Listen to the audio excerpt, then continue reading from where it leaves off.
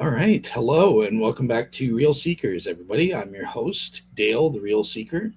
And today we have part three of a review of a debate I did on the Shroud of Turin with the atheist YouTuber James Fodor. And on his channel, and Tavo San Abri, my guest here, he was the moderator for that debate. And essentially, the entire impetus for that debate was because Tavo is a shroud agnostic. He's a fence sitter, I think is how he likes to put it. And obviously, I'm on the pro shroud side, so I would like to push Tavo over in a friendly way onto the pro shroud side if possible. So yeah, we're going to kind of be reviewing the debate, seeing what, if anything, made a difference on either side. Did any of James' arguments land with Tavo? Did any of mine? And if not, let's see what we can respond to. And so we do have Tavo San Abri joining me. Hi, Tavo. How are you? Hi, Dale. Thanks so much for having me on. And thanks so much for doing that debate. That was a really wonderful discussion. Mm. You guys were talking at a very high level while keeping it accessible, while also being polite, friendly, and having like a really wonderful academic and intellectual discourse. I really love the debate. I hope people check it out. Absolutely. I agree. It's one of my favorite debates. Like, I really enjoyed talking to James because he's a smart skeptic and that sort of thing. And he's, at least to me, he's always respectful. He's always on point and sticking mostly to the substance and stuff like that. So I really enjoy the challenge of debating him, and it was a fun time on the show. So, but we also have another Shroud expert, someone who showed up in the live chat for that debate, Teddy Pappas. Hey, The Teddy. peanut gallery. The Peanut Gallery, yeah. So, yeah. So, I guess I'll start with you, Teddy. I'm just kind of interested. What were some of your general thoughts as somebody in the live chat listening to the debate? What were some of the pros, some of the cons that you noticed in general? Well, I thought that, like Tavo said, I thought there was a really great discussion. But, and I know, Dale, you like to get into a lot of the philosophical aspects of things. But I tend to, just like to go for the throat.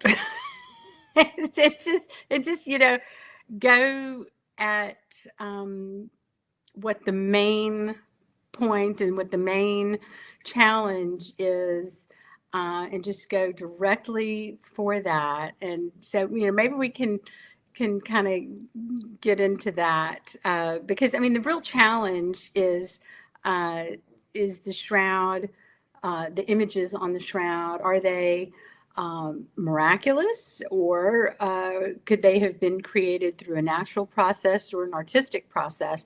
And I was really pleased, and I congratulate James that he did not fall for the arguments that are very, very easy pickings for me and a lot of other people who know a lot about the details of the chemical aspects and the physics-based aspects, the shroud. He did not attempt to say it was just like a watercolor painting and things like that. He knew better than to do that. So, good for him. But what I found to be so interesting about the things that James was saying is that he was putting 2 plus 2 together, but he wasn't adding them up to 4. And he was digging his heels in to avoid arriving at the number 4. And 4 is the number. 4 is what you get when you get 2 plus 2. And, people say you can't prove a negative. Actually you can a lot of times. Lots of times you can prove a negative. So I don't know where that, that false idea came from. But, you can't prove it's a miracle. Well, yeah, if you exclude, sorry, that's my dog snoring. But when you exclude and show that all reasonable possibilities that we can think of are not viable. And when you have something like the shroud, that it's not something that exists in a vacuum, it is steeped, richly steeped in context. And that context is that it is a miracle. And when you show that all of the natural processes and artistic are not viable, then the skeptic is truly left with grasping at straws.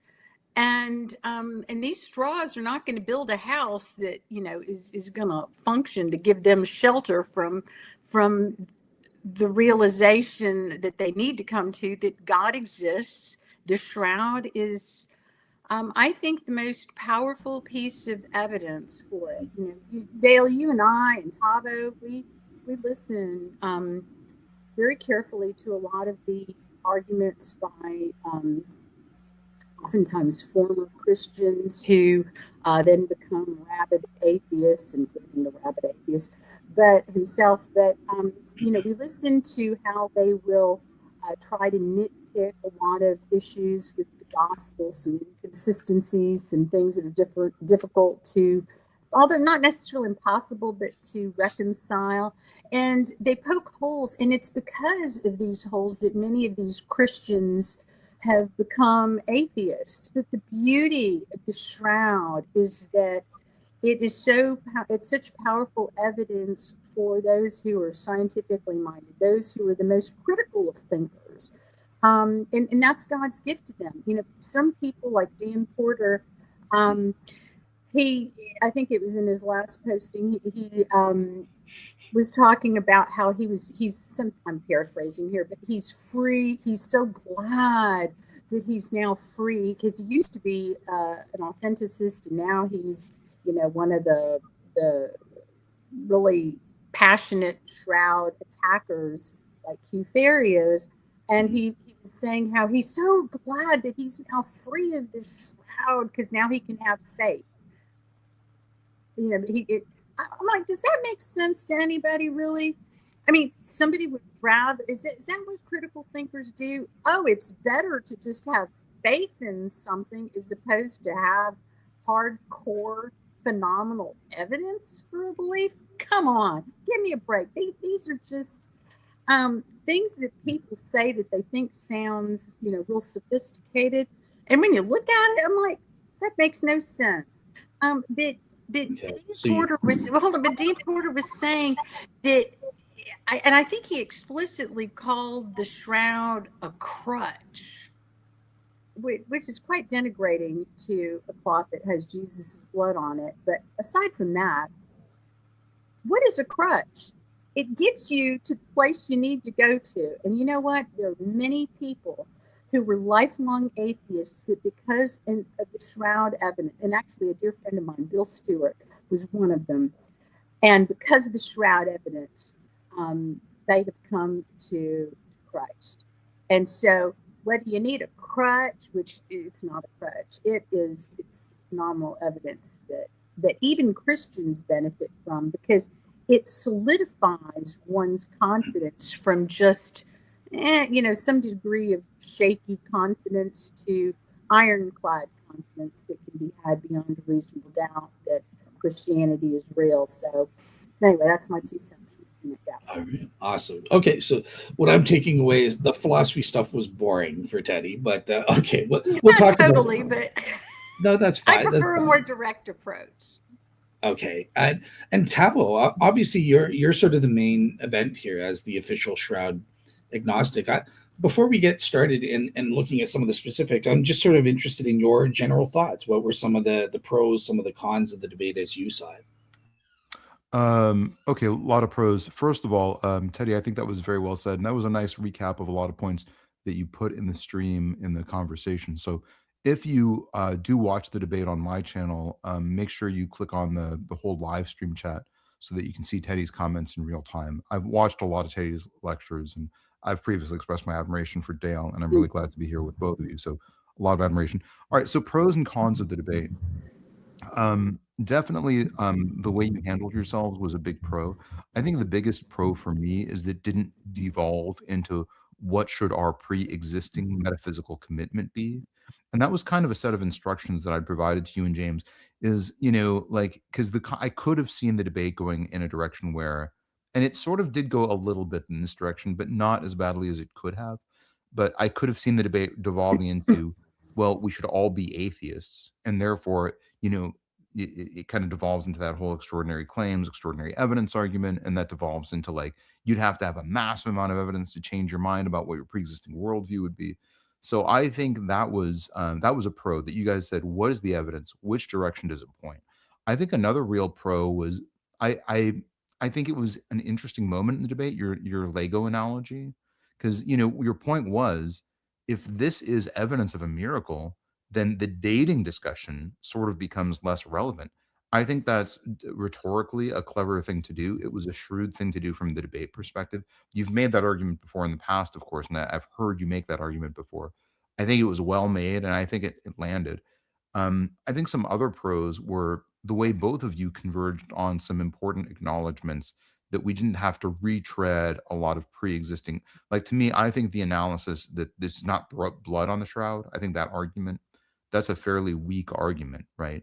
And so I did like that you and James were starting with like, okay, let's toss out some of these weaker arguments about the shroud. This is not blood, it's paint, right? That was, I think, a very nice thing that you guys did. That you just said we're going to start with with the argument that we, with you guys basically took the higher level conclusions, and that was your baseline without saying it for moving forward. So that was another pro. Um, were there any cons? I think I'd have to reflect on that more because I thought it was a really great discussion. I would have, of course, liked the debate to be longer because I think there's so much evidence that we didn't get into. Some of the crystallography evidence is I think pretty interesting.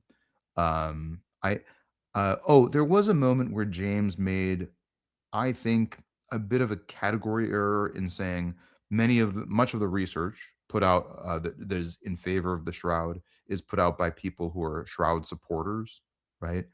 Um, and that research is all biased, right? And therefore, you should be less trustworthy of that. People, as people know, I've published about 30 or 50 papers under my in the scholarly literature, 30 papers in the scholarly literature, and another 20 or so in like editorials or book chapters and stuff like that. But anyways, it is the case that when you say this study is biased, you can't just say the authors are biased, right? What you have to say is their methodology instantiates their bias, right? So you can't just say you're biased, so I can't trust you. You have to say you are biased, and the methodology that you employed is an instantiation of that bias. Does that make sense? And I felt like there wasn't enough analysis on that point. In other words, let's get into the nuts and bolts of some of these studies and how they've been done.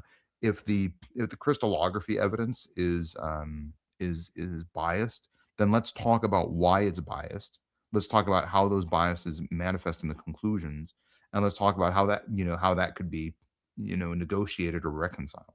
So that was maybe the only minor criticism that I have. I will say that a lot of my analysis post debate was based on the very interesting set of reactions that I got on my channel to the debate, I know that's not really what I'm here to talk about, but I think it was worth. I think both of you guys approach this as though this is an academic and intellectual mystery, right? And more research is needed. I think we'd all appreciate more experimental analysis, more research, and that is the conclusion that everyone advocates for, even on the very skeptical side of the literature, of the scholarly literature. In other words, even Hugh Farley says that his standpoint is epistemic humility about a lot of this stuff, and he's acknowledged that fairly openly. So I thought it was interesting that a lot of people on my channel were like, why are you even talking about this? This has been debunked. There's no purpose in having a conversation. And that is actually, I feel like that's anti-scientific, and it's anti the scholarly consensus about the shroud. The scholarly consensus is that there are mysteries. There are things about it that we don't understand. There is more research that's needed.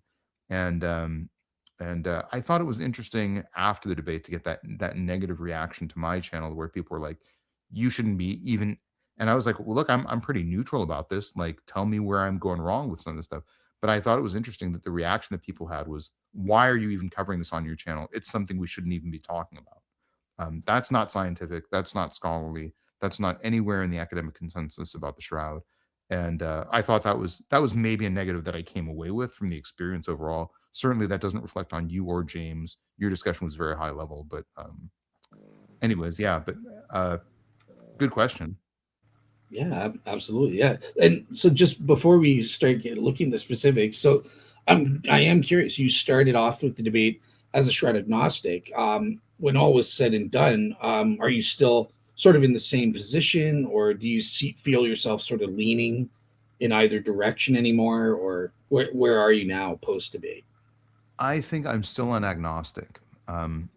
I think that the evidence is quite compelling that there are mysteries about the Shroud that we don't fully understand.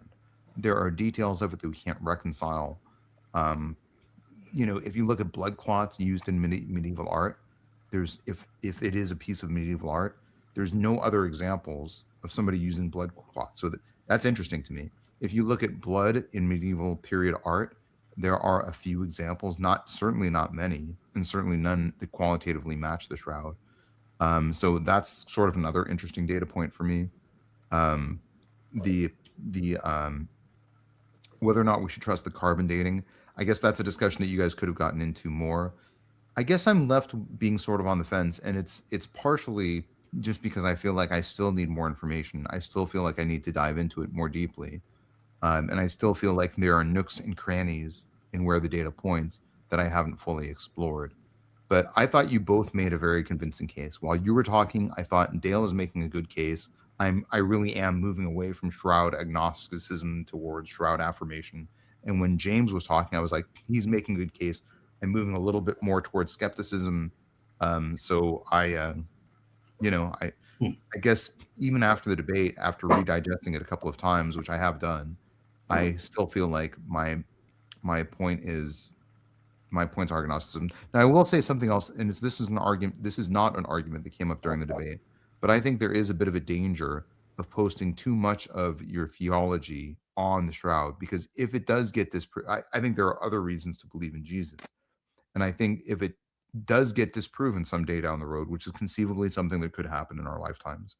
In other words, if we more conclusively prove that the whole thing is medieval and we do more analysis, then I think um, that would really destabilize a lot of people's faith. And so I would have to be really very certain that the Shroud was absolutely ironclad an argument before I advise that other people pin their hopes and their theology to it, if that makes sense. Fair enough. Yeah, yeah, I totally get that. So okay, so And I'm curious to first know how thing, you both feel about that. Like, is that a consideration that makes sense? Does that keep me in the neutral perspective? Is that something that I may be overstating? Um, okay, go ahead, Teddy. well, I was going to say, I mean, many people are Christians without needing the shroud. There's certain people that what's in the Bible, what's known historically, that's just not enough for them. And so that's what the shroud is there for. The shroud is also there for Christians because, I mean, now I learned about the shroud when I was about 15. So I've had a long period of time to where I've known about it. But but I would say that if I were a Christian right now without knowing anything about the shroud, sure, I would be a Christian. I pay attention to a lot of apologetical arguments, and those are wonderful. Would that alone get me to a confidence level of about 98 point whatever percent plus that the God of Christianity is real? Without the shroud evidence, would I have, as a critical thinker, could I have that much confidence? No, I couldn't. And I think that people that say that they do, they're not critical thinkers. You can't have that much confidence just based on the Bible, and historical evidence. I'm sorry, you can't. You can have enough confidence to firmly be a Christian, but not 98% plus confident. Not if you're a critical thinker, sorry. But that's why we have the shroud. And that absolutely, if you know the evidence well, I honestly, you know, I'm sure this will offend some people, but it's absurd to not realize that the Christian God is real. When you know the evidence really well, that's the conclusion. That's the rational conclusion. That's where the evidence leads. There's no ifs, ands, or buts. I mean, that's where the evidence leads. And to not go there is to walk away from evidence. And that's what we call invincible ignorance. And there are people who have motivations for not wanting to believe in God. Lots of people, I mean, one of the ways that I used to smoke out some of my atheist buddies is to ask them, you know, let's do a thought experiment where we assume that with 100% certainty we know that God is real. Are you going to then become a Christian? And you know what? Most of them will say, no, I still am not. You know, and they say, I'm not going to be a Christian. I'm not going to be a slave to God. God that's so horrible, and he's a moral monster, and you see, then you start to realize these aren't really atheists. These are anti-theists. They hate God. They don't want to bend the knee to God. They want to be their own gods. They want to do whatever they want to do. They don't want to try to do their best to live according to how God wants. They want freedom. Well, God gives them the ability, the free choice to have that freedom, but it does come at a cost. And, you know, that is what it is. Now, I do want to remark, Tavo, on something you were talking about, the blood clots and paintings and things like that. I don't think. Okay. Pardon? All right, but just briefly, like because I want to get into the framework, and then get into the evidence after that. But yeah, if you want to go into it briefly, and we'll come back to it. Yeah, cool. Just real quick on the blood clots. I'm not aware of any known paintings that use real blood on them, and quite frankly, it wouldn't make sense because real, just normal human blood that's not of God incarnates, that would turn brownish to black. So why would an artist, if trying to depict Christ on the cross, use what is then going to be perceived by the viewers of the art as old blood, which again is brown or black? First of all, that wouldn't convey the message that one is trying to show, that those are fresh wounds. It would look really ugly on the artwork to see blackish brown drips. I mean, that's not what an artist would do. So, you know, like I said, I don't think there's any evidence of any artwork on any big scale that's of Jesus done with real blood. And again, it just wouldn't even make any sense that an artist would choose to do that. And one more thing real quick. Tavo, you mentioned about how James was talking about motivated research and bias and all of that. And I that was one of the things that I wanted to remark about, in that all research is biased and motivated. Nobody would do the research unless they were motivated to do the research to arrive at some sort of hypothesis. I mean, they've got a hypothesis. They're trying to, with tests, scientific testing, with research, you're trying to affirm your hypothesis. So everybody's biased that does scientific testing and research. I mean, it's going to be the rarest of situations that somebody could not care less which way an answer is going to be on their scientific test or their research. Usually there's some idea, and then you go about. But again, bias, just as you were saying, Tavo, bias. It's a fallacy to think that just because someone's biased that they're not going to tell you the truth. The two are two separate things. You can be biased till kingdom come and still report on things that are 100% accurate. So anyway, more 2 cents All from the right. peanut gallery. Thank you. Yeah, yeah. And just very briefly, so Tavo, I'm going to address something Teddy didn't address that you asked us about.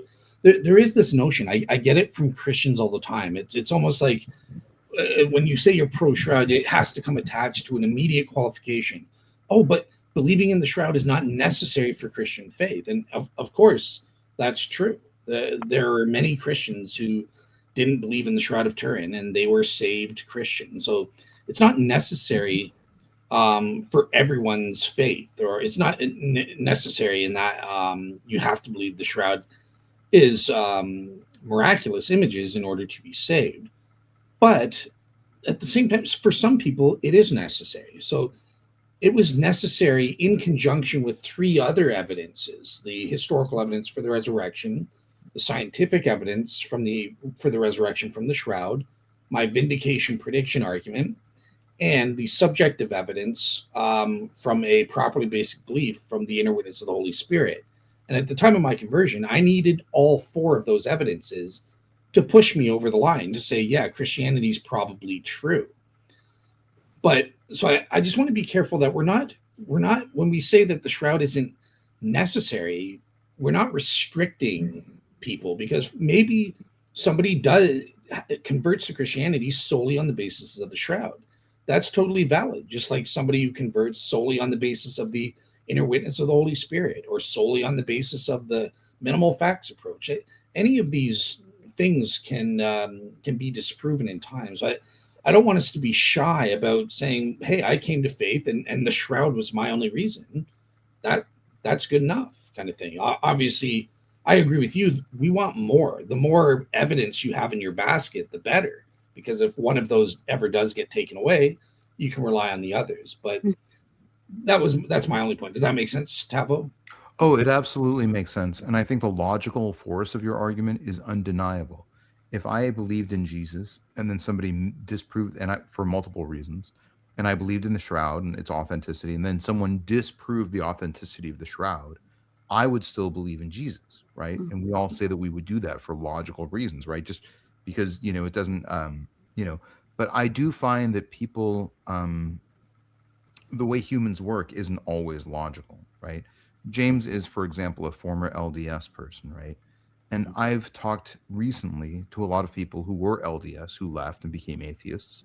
And I talked to a lot of fewer people, and this is statistically true, there's fewer people in this category, who were LDS and became Christian. And the thing is, the way humans work, the way our minds work, it is a more nuanced consideration to say this theology based on Jesus is false, rather than all theologies based on Jesus are false. You see what I'm saying? So there are people who have left communities that espouse the teachings of Jesus, or that in some way associate themselves with Jesus. And when people leave those communities, they often leave religion altogether, right? And the reason why they do that is just because as humans, we're just not good at parsing out where the evidence, when the evidence points in a different direction. I mean, and there's examples of that in all the things that we do in our lives, right? Somebody breaks up with you and you go, "Oh, no, no one's ever going to love me again." That's just the way humans think, right? We take our once we reach a conclusion based on evidence, we apply that evidence to other situations, right? Like an argument that I commonly get from atheists is there's a lot of people who walk around the world religiously scamming people. There's mega churches that are very predatory, right? And there are some people who have used Jesus and the teachings of Jesus to expropriate wealth for themselves in very unscrupulous ways. And it takes a more nuanced set of analytical considerations to say, just because these people are creating a theology that's based on Jesus that's false, doesn't mean that all theologies based on Jesus are false. So I agree with the logic of what you're saying, Dale, but I do think the way our minds work, if there was somebody who was, I could see a lot of people If I looked at a population of people who really felt that the shroud was a really important piece of evidence for their belief in Jesus, that if you disprove the shroud, that would really be a moment of inflection spiritually for all those people. They may look at that and say, and it's not for any logical reason, right? It's because you have to be logical and you have to say, what is the extent of this evidence? Can I really apply it to other things? Mhm. But no, what we react to, what we think and feel and spiritualize in very reactionary ways. So I suspect that if the shroud was disproven, that a lot of the people who believe in Jesus for multiple reasons, including the shroud, would turn towards atheism.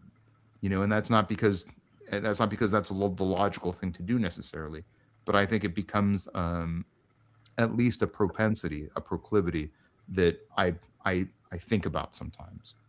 But I think it depends on if that's the sole reason that brought them to Christianity and that they don't trust all of the other evidence. And so if that's the only reason they ended up buying into Christianity, then if it's shown that it's a fake, then, then it makes sense that they're going to say, well, sayonara. Uh, but of course, that doesn't necessarily mean that all religions are fake. I guess everything's got to be assessed on its own merit. But you gotta weigh the evidence accordingly, right? So yeah. okay. Have you guys heard of James's RHBS argument? It's quite rhetorically persuasive. It's a really great argument for atheism. But basically, everything he says in the debate when he presents his RHBS model, and I've debated him on this model from the contrarian. I sent you Tavo's debate with James on this, so I think I had saw it back when it first happened. Like I saw a video of it, but I don't remember the details. But if you could refresh my recollection a bit. Yeah, I guess the point that I was going to make is the RHBS argument is basically an argument that there are all these things that have been misleading theologies in the past, right? Mhm. And so his argument is like, look at all these examples of where people have taken evidence and arrived at the wrong conclusion. Now, he never shows that Christianity instantiates those biases playing out in human thinking. In other words, he's just saying, look at where people can be fooled. Look at these people who are faith healers, and they're fooling a lot of people, and this is how they're fooling them. And when you see enough examples like that in a row, it makes, just for not necessarily logical reasons, it makes you think, yeah, this is untrue, right? These are theological contentions that are being made that are untrue. So is it possible that that I could be fooled by religion too? And you start thinking more and more suspiciously about it, which is healthy. I think skepticism is healthy. Mm-hmm. I think even saying that some of these arguments are real is an argument for skepticism, and it's certainly an argument for epistemic humility. But I think, for instance, the whole rhetorical force of the argument, and the reason why it's a really convincing set of arguments when you, especially on your first pass of watching it, is because he's showing examples that just kind of play upon the human propensity to take evidence and apply it analytically more broadly than we ought to. So it's just a natural human bias, and it's just something I like to think about as a thing. But okay. Yeah. All right. Yeah. I totally take your point there, Tavo. I get what you're saying and stuff. And yeah. All right. And that's if I could just very quickly. But that's the whole point of the shroud. That separates the wheat from the chaff. And we're given that evidence, and that's the touchstone. That tells us what's true and what's not. And because by definition, all of the other religions are going to be false. So when James and others point out to the falsity of other religions, but also even chicanery within people who purport to be Christians, that you're going to have those kinds of people in anything.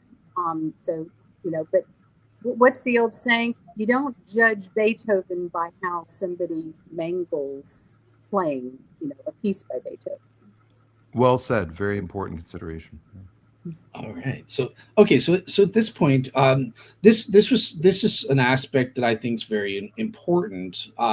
And I know, Teddy, this is going to be the part where you think it's a little bit boring, but I think our framework, having a proper justified or warranted framework to help us assess things like miracle claims or stuff like that, is very important. And from my understanding, as to what we agreed to do in the topic, that was how do we suggest that a miraculous claim is the best explanation for something. And in order to answer that, I think we did need to answer the general question of how in general, how do you identify whether something is miraculous or not? So Tabo, I do want to start with you this time.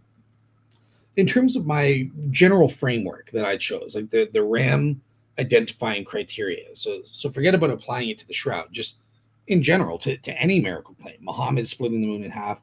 What did you sort of think about those criteria? Did you think they made sense? Did you agree with some of James's critiques of them? Like, what did you think about the criteria in general there? I think there were good criteria. I think, the point was, let's look at the evidence for this miracle claim, right? And then let's look at which direction it points. And then let's see, is there any competing explanation that's better? And that's kind of a terse distillation of the RAM argument. But it's a religious affirming miracle, right? Is the what the RAM stands for. Yeah, And I've heard you make that argument before, and I've liked it every time I've heard it. I mean, like I often say when I talk with atheists, I don't think you can take any theological claim and say that it's true or false. But I do think you can rank order claims, right? So I kind of prefer to think of truthfulness or veracity or verisimilitude as a rank ordering process. And that's what gave rise to my CTF argument, which is probably the most important argument in this space.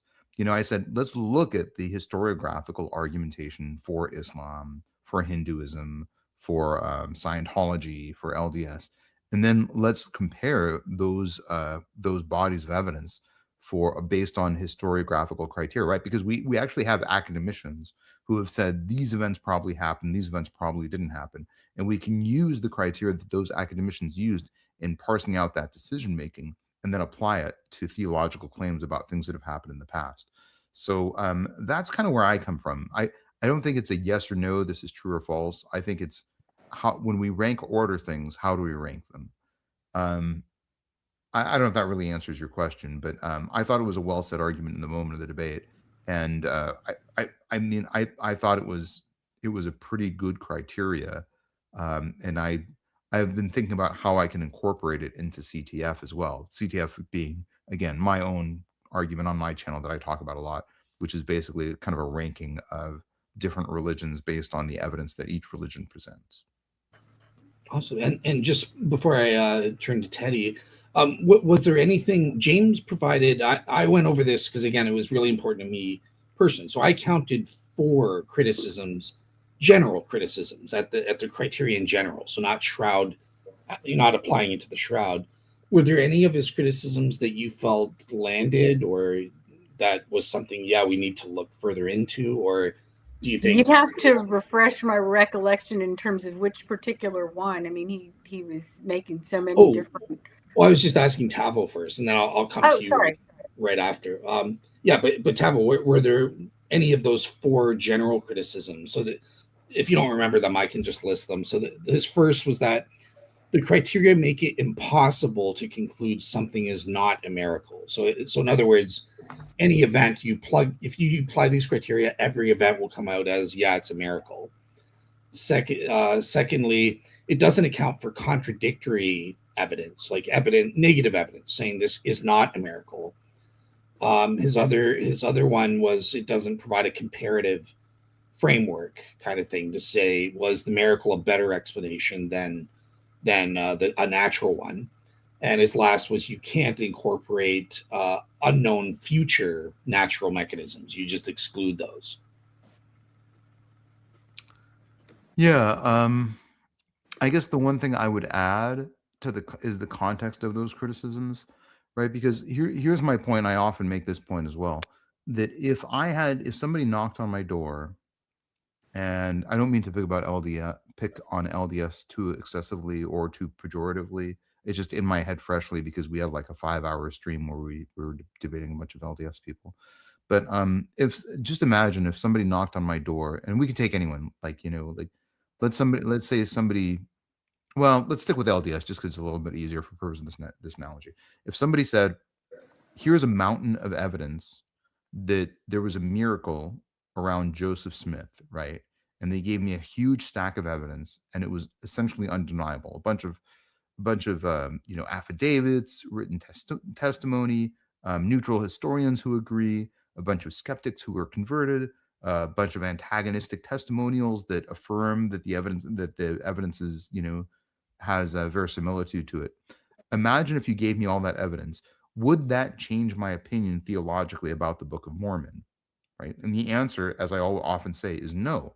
And the reason why is because I've read the Book of Mormon. I think there's some things about it that are sort of interesting and nice, but there's certainly some things about it that sort of make it like unqualifyingly like an absolute, falsehood, right? So the question then becomes, if Jesus didn't have any teachings that are worthwhile, then the material and physical evidence contextually to me doesn't really matter. And I don't think it would matter to any of us. To me, the thing that makes Jesus so compelling is that there are, and I'm probably not explaining this very well in the moment, but so feel free to ask me any questions about this. But to me, the argument isn't that the evidence is compelling in a vacuum. The argument is that the evidence is compelling towards a set of teachings that's compelling. If I just had good teachings with no evidence, that's fine. I could embrace those teachings. I say these are really good teachings. But if I had evidence, right, with no good teachings or no teachings that I thought were nourishing or enriching or spiritually actualizing, then it wouldn't really matter to me how much evidence I had. You could present me with a mountain of evidence, and I would still say the teachings here are objectionable, they're bunk, and they're flawed, or they're falsifiable, and that would, and then the overwhelming amount of physical evidence wouldn't really matter to me at that point. Does that make sense? Is that and that's why I always say the context matters a lot. If we didn't have any good teachings from Jesus, then the physical evidence wouldn't matter to me at all. I would just say it doesn't matter to me at all because these are not useful teachings. That doesn't actually make sense to me, though. Okay. Well, yeah. Well, Teddy, let me come to you because you are pro-Shroud, but on this issue, you've busted my butt over this issue because you might be agreeing more with the skeptics. You're not a fan of my philosophical criteria for identifying a miracle. So, first of all, just explain like what is your take on these criteria in general, and is there a criticism James made or your own criticism as to why you're not a fan of them? Well, I just I think it becomes information overload with a bunch of philosophical criteria and this and that, and and most people just don't care about those technical things and phrasing it that way. And I think that you're going to grab a lot more people when you just very simply say the shroud comes in its own context. It is evidence provided by God that when Jesus, we have through the Gospels that Jesus made repeatedly falsifiable claims that of his divinity, but that's not the falsifiable. Well, I mean, the falsifiable claims is that he was going to be put to death, he was going to be scourged, and that he was going to rise again on the third day. And we know that, they talk about resurrection. And so the question is, is Jesus a truth teller or is he a lunatic? A liar, a lunatic, or Lord, as C.S. Lewis famously said. And the shroud evidence is what proves beyond a reasonable doubt that Jesus is Lord, that he's not a liar and he wasn't a lunatic. And so you don't need to get into philosophical frameworks. Is it true? And so if for as James Fodor argues, and I appreciate that he poo-poos the idea of a natural process. Good on James that he doesn't try to make the loser argument that, natural bodies can create an image like this, because you know what? Jewish people and Muslim people have, for hundreds of years been wrapping up bodies in burial cloths like this. And especially with the Jews, I don't know about the Muslims, but the Jews, after a year, they remove the body from the cloth so that they can put the skeletonized, the bones into an ossuary, a bone box. So if natural bodies, through a natural process, not involving any miracles, because miracles are not natural processes. See, now I'm saying it like a Canadian, processes, but anyway. But proper way. You're on with two Canadians, so we outnumber you. So I know. That's what I mean. A process. It's the process. I'm going to say a boot. I'm sure that's going to be coming up. But so nobody has come up with a body that has left this sort of an imprint on a cloth, and we know that through vapors or through bodily fluids, if that were to happen, there would be the issue of capillarity with the image, and also it would have a different look than what's seen on the shroud. But the biggest thing is the capillarity. It would go beyond more than just probably 1 to 2, maybe 3 microfibers deep on the threads. The closest thing we have to this is the Jospis mattress that was in England, but still Dr. Frederick Zugaby debunked that could, there were differences, again, with capillarity, things like that distinguish it from the body images on the shroud. So good on James that he did not try to go with a natural process. And so he narrowed things down to an artistic process. The problem ultimately that one is going to run into is either going to be a laundry problem that no laundress other than some magical laundress. So it depends on which miracle you want to believe in, the miracle of God, where the shroud's in that context, or the miracle that some laundress cleaned a 14-foot cloth so well of 2 life-size body images so well that no pigment, either in an acid or otherwise, could, and there's no microscopic evidence that corresponds with the body image. Again, it's absurd. So I'm sorry, James's arguments, I mean, he's narrowed things down, so great, that's less work for me and others to do. But and if it were to be a scorch, it would have fluoresced. And, so it's not a scorch. It's not natural. It's not from pigment, paint, stain, or dye. Let me step in here because and this is a criticism, even with my criteria, this is a criticism I get all the time. So I'm kind of interested, if you don't like my philosophical stuff, basically if I were evaluating the logical form or structure of your argument, it would be invalid, because you're saying, well, look, it's not any of these natural things. It's not any of these artistic things. And then you're going, well, therefore God did it. And skeptics will say it's in a context. The shroud is in a context. It has its context. And you always have to evaluate evidence within the context that it is contained in. So the context tells you it's a miracle. Okay. So you're saying the fact that it's not plus a context. So it sounds like you actually fundamentally agree. We're all agreeing. Look, when you study the secular philosophy of religion or philosophy of miracles, which is a subfield, this is an academic discipline with atheist philosophers and experts. This is where I developed my criteria from these guys. And I studied it also historically. How did reasonable persons in the past conclude? And fundamentally, there are these 2 fundamental aspects. There's what I call the extraordinariness. And again, people phrase it in different ways, right? Like David Hume would phrase, it's a violation of the law of nature, or probably a violation law of nature and stuff like that. Or it's extraordinary, or it's complex. Whatever words you use to describe it, there's that aspect. This is improbable to occur given the natural world as we understand it, and the context that we're all supporting. That, as I just go in more depth and I specify, I'm interested in a subset of miracles.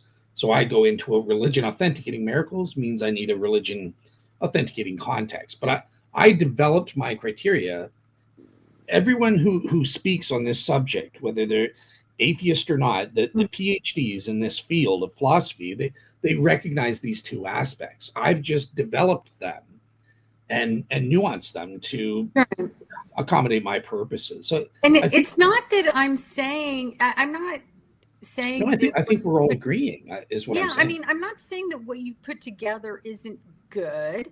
And I'm not saying that there's a fundamental problem with it. When I heard your arguments, I thought they were all very solid. I thought they were great.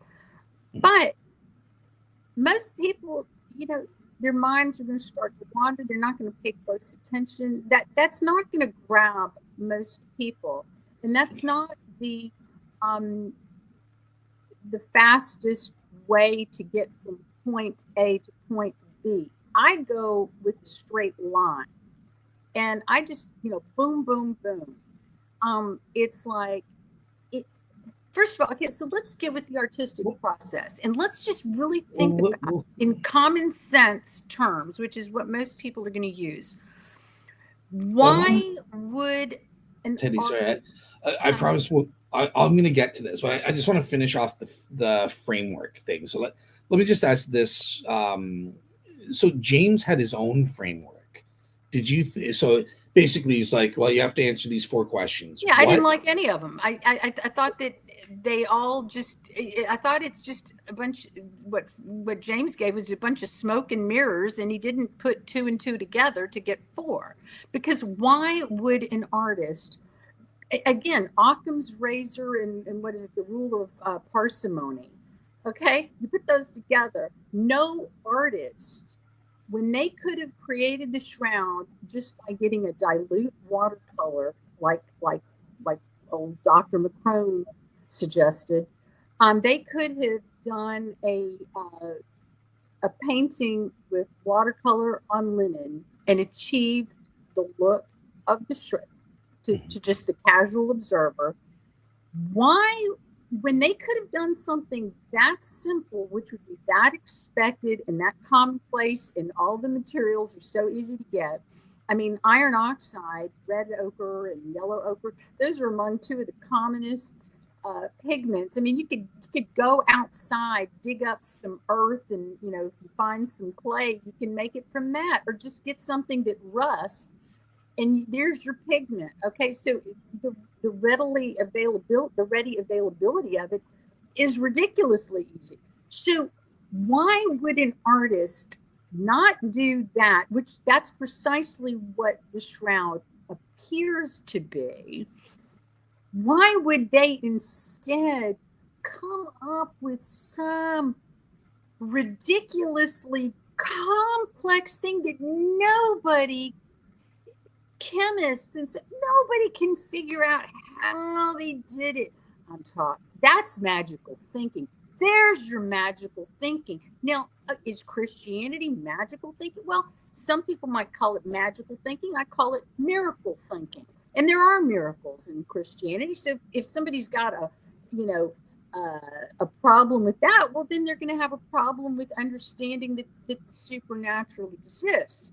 But you're either going to believe in one miracle or another, and the other one makes 0 sense, and there's nothing supporting it, no context for some kook mad scientist dreaming up something that chemistry professors Luigi Garlischelli and Alan Adler and Ray Rogers at Los Alamos, they can't figure it out. Why would you rely on dehydrating and oxidizing linen to create an image when simple watercolor would have done the trick?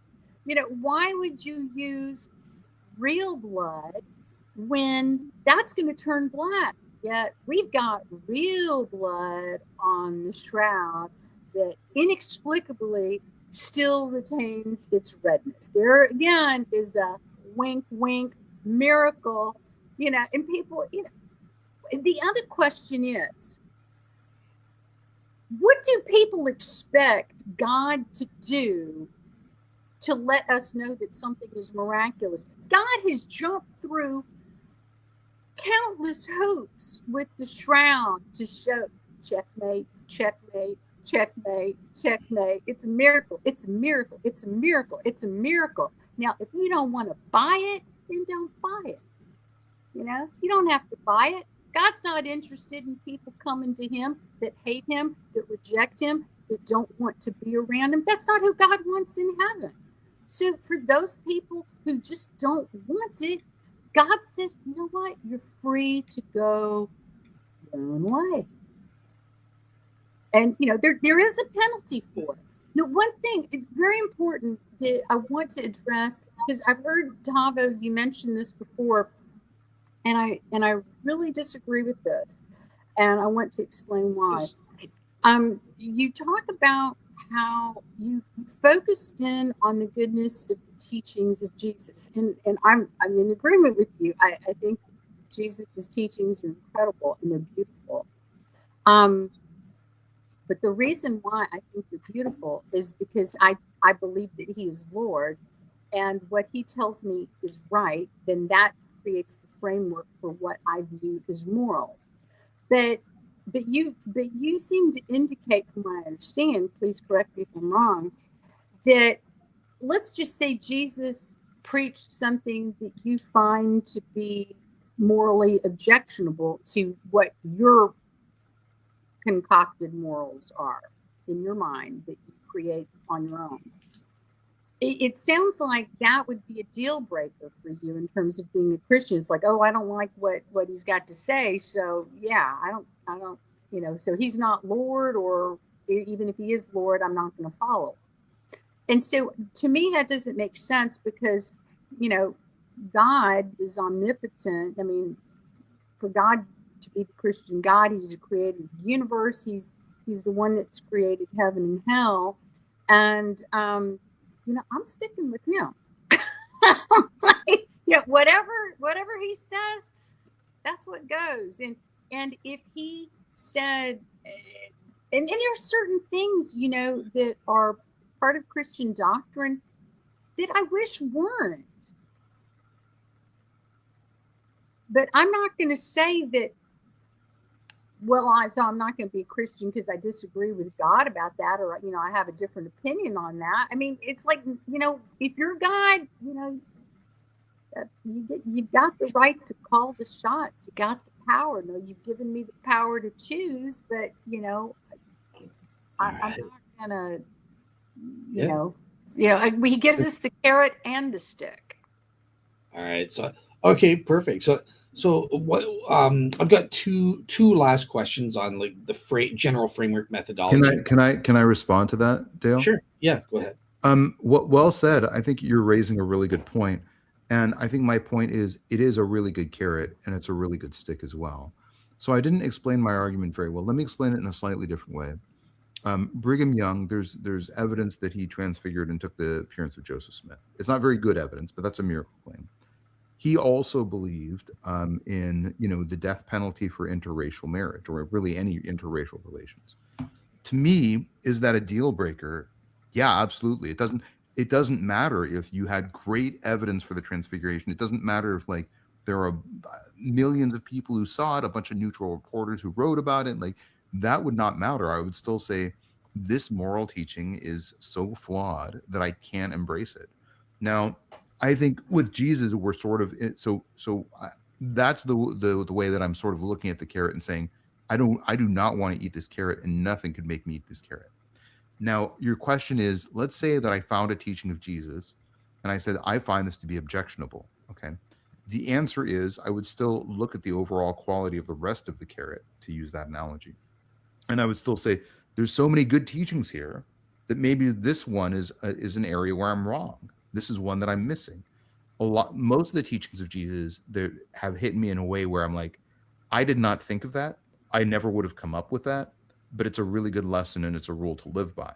And that's happened to me enough times that I think it sort of buys the credit for the arguments that if I did find one that was objectionable, I would say, you know, that's one that is I'm not as much aligned with, you know. So that wouldn't, in other words, I would still say that's a really great carrot. Right. But that's not the carrot. But that's not the carrot, Tavo. The carrot is heaven and the stick is hell. Oh yeah, whether, I know. I was using the analogy and going in a different way, and it's a really right. it's a really flawed mixed metaphor. But the point is, if there's one teaching of Jesus that I didn't agree with, would that be a deal breaker for me? And no, and it's because I would still judge the teachings of Jesus based on the overall quality of those teachings. You know what I'm saying? So, Right. but yeah. So maybe I didn't explain my analysis well the first time But around. let me put it this way. So let's say all three of us disagree with 100% of what Jesus said. But let's also say in our thought experiment, we have 100% certainty that Jesus is Lord, and we 100% disagree with everything that Jesus stands for, and we 100% know that there's heaven and hell, and that Jesus is a truth teller. Now, I submit, well, and he's also the person that creates what is moral, okay? Because that's part of it.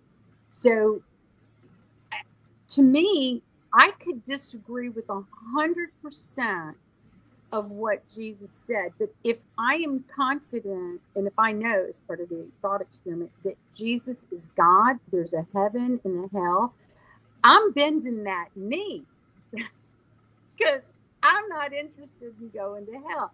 And God does give us that stick to help us, but He also gives us the carrot, and He gives us the free will, and He also gives us enough imperfections in the evidence so that it's not overwhelmingly compelling to those people who really have no interest in God and who are not drawn to Him. So there's a certain amount. Yeah. If he wants to, but yeah, I want to get back towards the debate. So yeah, go ahead, Tavo. Have a last word on that. Yeah, here's just a really terse response. Let's say Jesus appeared to me, and I verified that this was actually Jesus. And Jesus says, you have to do this thing to really hurt somebody, and it's really morally objectionable. You have to take a life or something terrible like that. Would I do that? The answer is no. I would say, now, I don't think that would happen, right? And I think, if anything, if that did happen, it would be sort of a test. Mm-hmm. But I would be disobedient in that case. And let's say Jesus said, well, look, if you don't do this for me, you get eternal conscious torment, in damnation in the afterlife. I would still say, that's fine. If I'm being punished by a set of rules that's unjust, then I accept that punishment. But I hear what you're saying. I think the rhetorical force of your argument is difficult to argue against. But I guess for me, it's just an issue of like, I wouldn't have gone this far. I read the New Testament for the first time from the perspective of a mythicist. In other words, I didn't believe that there was a historical Jesus. Mm-hmm. And I came to appreciate Jesus as a folk hero. And then I came to appreciate Jesus a little more deeply as a really profound moral teacher. Many, many atheists have created some of the most resonant works in several different disciplines within this last century by quoting the teachings of Jesus directly and constructively. So this isn't just me talking. This is some of the greatest minds in history, especially some of the greatest minds in the last 100 years. So to me, that buys you a little bit of credit to say something that's morally objectionable. But maybe that's a better thought experiment. But I'll turn it back over to Dale, because I know he wants to move forward with this, and I think that's reasonable. I'll think more about what you said, and I'll probably watch this debate and think more deeply, because I think you do make a couple of really powerful points. Okay, awesome, and just so you know, Tavo, we are at the 1 hour mark. Like, obviously, Teddi, she stays for a long time. Like, what do you have sort of a time limit? That's why I am trying to keep things on track. Like, are you like 2 hours or two? Like, do you have a time limit? I can be around till, I think when we first started talking, I really couldn't do more than an hour. Oh, really? Because Okay, I just didn't have the stamina. But now I think I could probably go till about 1 o'clock. Well, it's 2 o'clock my time. So okay. I could probably go 2 more hours, in other words. Okay, cool. Yeah, okay, so we've got some time. This has been a great conversation so far. I'm really enjoying this. Well, I knew we were going to have one with all three of us. I mean, how would it not be? It's going to get better, because I'm going to get out of the way as the host and let Tavo sort of take over. But I do want to get these few issues out first on the framework or the methodological type thing. So the first thing I just wanted to say, Teddy, in your when you answered my question there about James's framework, one thing that stood out to me is one of James's objections against my criteria is, oh well, you don't even consider future unknowns and stuff like that, and that's correct. I say because we're not responsible for that. With God in the mix, epistemically, yeah, I don't have to care about what's in the future. And I just wanted to read a quote from Otangelo Grasso because I thought it was a pretty cool quote where there is this skepticism or agnosticism of the gaps, where it's like no matter what, you always have. It's impossible to ever prove a miracle is more probable than not, because you by definition you always have to say, well, there's some natural anomaly out there, somehow it just can explain everything. That's And science of the gaps, as John well, Lennon. it's an agnostic. I think the way James is doing it, I would define it as an agnosticism of the gaps, because they're saying we have to remain agnostic. You can never rule out the equal probability of this thing. So I just wanted to read a quote from Otangelo But Grasso. again, that you Teddy. still have, you're still stuck with what medieval artist is going to come up with some way of doing artwork when he could have just gotten a dilute watercolor. That's I agree with absurdity. It's stupid. I mean, it just makes no sense. Okay, so I just wanted to read this clever quote. Okay, please let me do it. Sure. Okay, so Otangelo says, quote unquote, when every known natural mechanism fails to explain a phenomenon, invoking an unknown mechanism is not a victory for naturalism, it's an admission of defeat. And I think there's some truth to that statement, because it is, as you've mentioned, Teddy, there is almost this sort of invincible ignorance fallacy where no matter what evidence you present, it's never going to be good enough to rule out a natural anomaly. Some unknown natural mechanism will always be equally probable as an explanation. And that's just cheating. That's just putting this agnosticism of the gaps on the thing. So I just wanted to say that. And then I was going to ask Tavo a question. So yeah, Tavo, I saw you on mute. If you wanted to respond to that, and then I have a quick question for you. So let me put this. Here's the question for you, Tavo. Same thing I asked Teddy. What did you make of James's framework? Okay, you have to the what, the why, the how, the where, or the when, or something like that. And also, you can answer this unknown mechanism thing.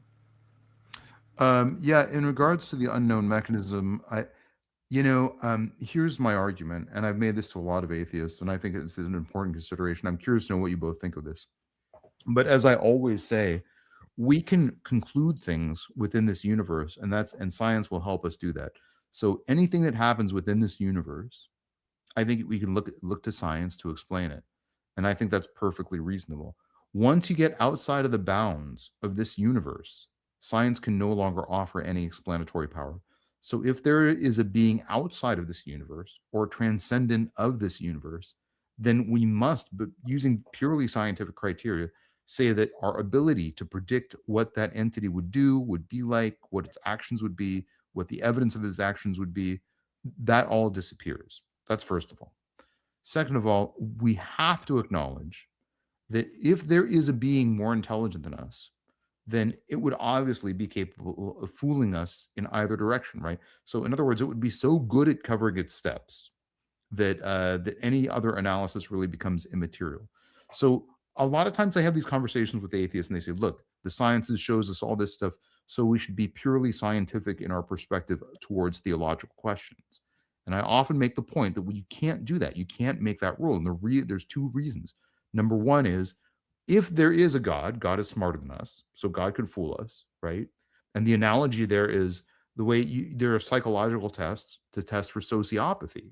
But the problem is, if a sociopath is more intelligent than the test, then they can obviously game the system, right? So if your test is trying to say like, well, here's the evidence that God should adhere to in my mind, and therefore God has to correspond to these rules. My answer is that's not true, right? It's just like when you deal with an AI. The problem is if the AI is smarter than you are, it doesn't matter what guardrails you construct.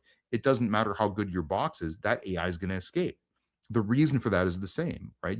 You can't constrain an entity that is smarter than you to the rules that you yourself apply. And the second argument is you cannot apply any scientific rules outside of the confines of our universe.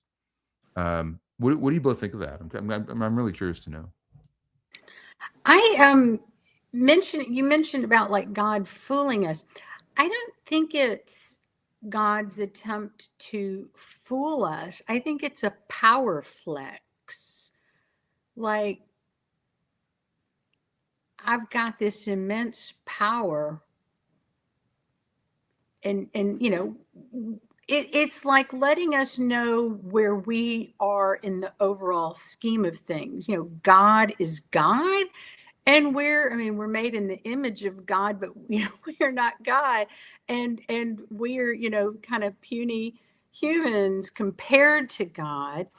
And God is letting us know that there are many things that we will never understand, at least not in our human form on this earth.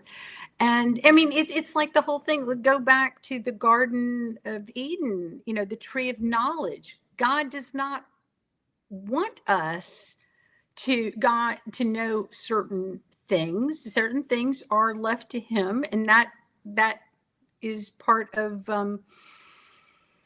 again, it's a power flex. If we knew all the things that God knows, then we're that much more like God. So knowing things isn't necessarily equating with the ability to do them. Like, you can understand or know things, but you're closer to potentially being able to do them, or but then, knowledge is power. So I just think that it's a matter of, there are things in this universe that are for us to not know, and for us to put our trust in God. And God wants us to trust him, because that's part of a loving relationship, to have some trust in him. He gives us enough evidence to let us know that he is real, and he gives us the evidence that he loves us. He doesn't say that love is going to mean a life full of ease and lack of pain in this world, but this world is but a blip in terms of when you think of infinity. So this world can have lots of roller coaster rides from hell for people. Some people have endured tragedy upon tragedy, yet they still endure with their faith. And actually, one of the most beautiful examples in the American South, the African slaves, and with all that they were going through, all the hell they were going through, they clung to God. They clung to their faith. They sang their songs, their spirituals, and they didn't draw away from God, but they clung even closer to him, because they had the wisdom to know that this is a temporary life, and they had their eye on the ball, which is the real carrot, heaven. Again, that's very well said. Thank you. All right. So this is gonna get to your favorite part then. So last question for you, Teddi, because Tavo actually already answered this right at the beginning of the show, but this is something, again, you and I have disagreed on as pro-Shroud advocates, and it's my notion.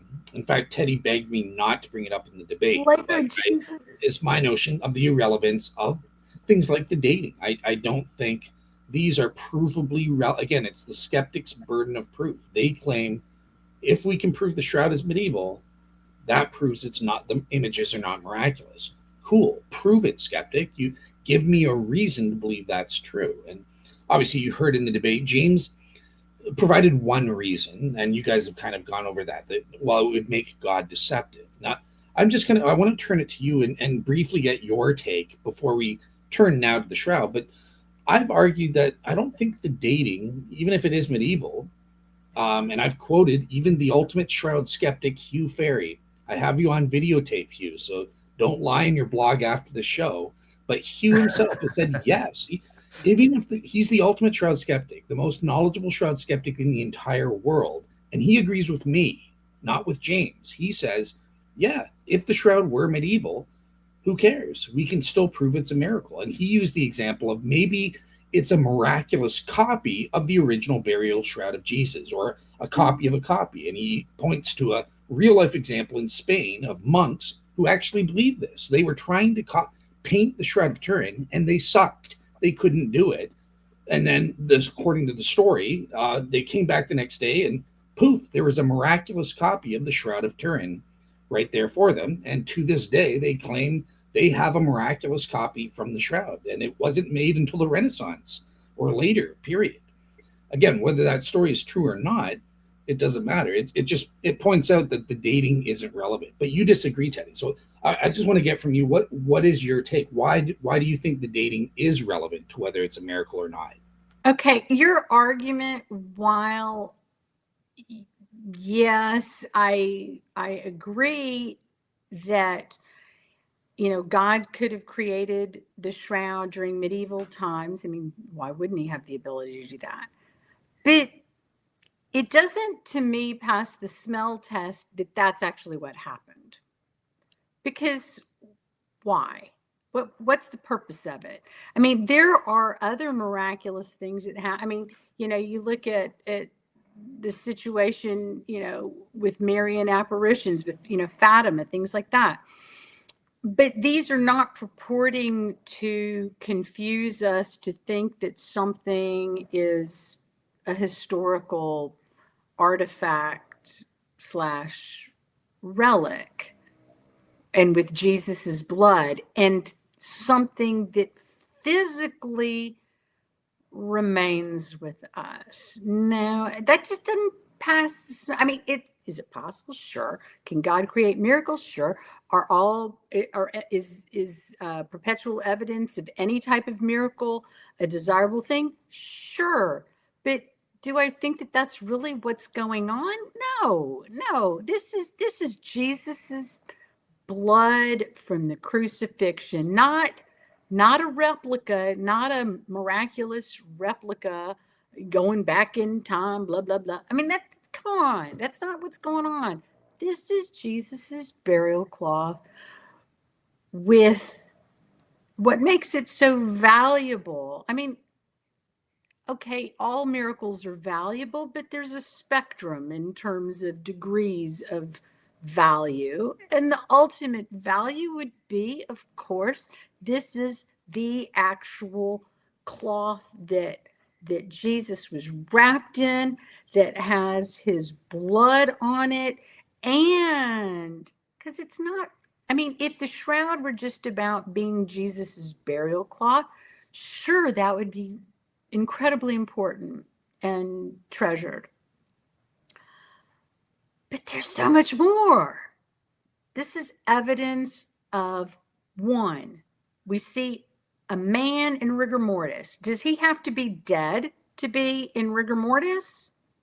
Well, that's an interesting question, isn't it? Does he have to be dead to be shown in rigor mortis? No, he doesn't. How does that work?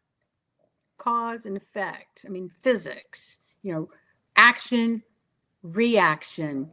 But what's in between action and reaction? There's reaction time. And when you've got the burst of energy from the resurrection, I mean, because you know what? Dead bodies don't have energy. People, I think Dale, you said somebody was making fun of me in the comments with my life energy. What? Who's the person that thinks there's not energy in a body? They need to maybe take a second thought about what they're writing. Okay. You need energy for a body to be alive. When a body is dead, it's devoid of the energy of life. I mean, you may still have some bacteria that's working in the body, but that's not the energy that creates life in the body. So you got to have light. You got to have energy. So if you've got a dead body, is evidenced by rigor mortis in order to defeat the idea that Muslims and other people say, oh, Jesus didn't really die on the cross. He fainted, he swooned, all that kind of stuff. The rigor mortis there and cadaveric spasm, there's your evidence that Jesus died on the cross. But then they say, but the shroud, it's of a dead man because it's rigor mortis. You can't have it both ways. But yes, I can have it both ways. How?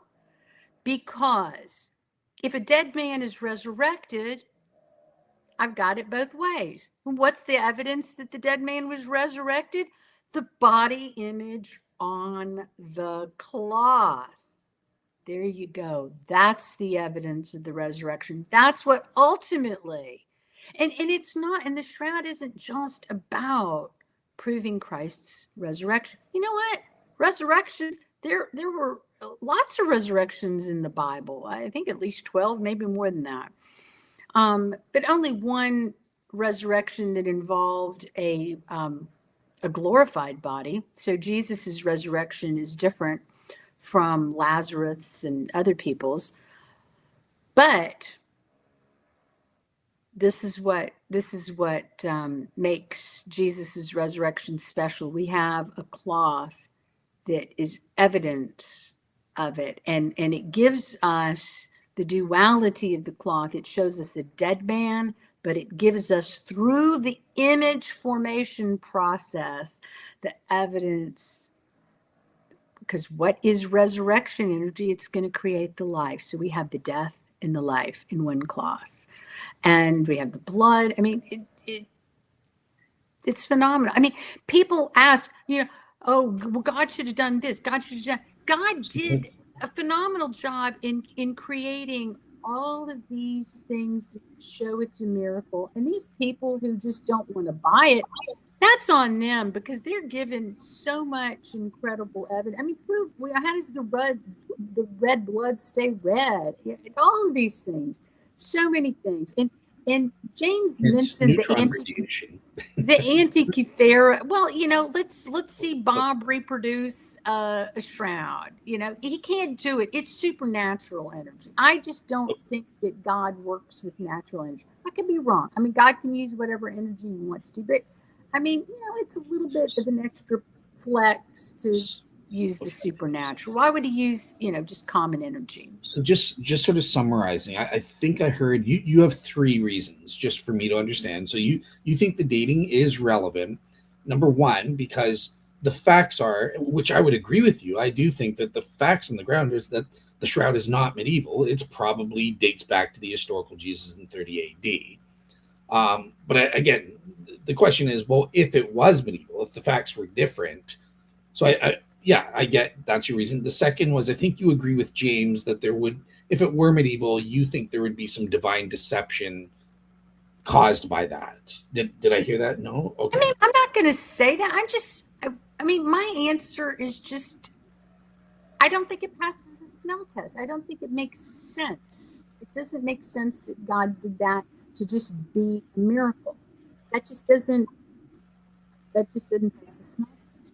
And that's the third reason. Like, there has to be that theological sentiment, whereas you want the actual blood from 30 AD that was shed on that cross. I think that what God is, the legal term res ipsa loquitur, the thing speaks for itself. And it only truly speaks for itself if it is what it purports itself to be, in terms of his cloth, his actual bearer cloth with his blood. Could it be just a rare?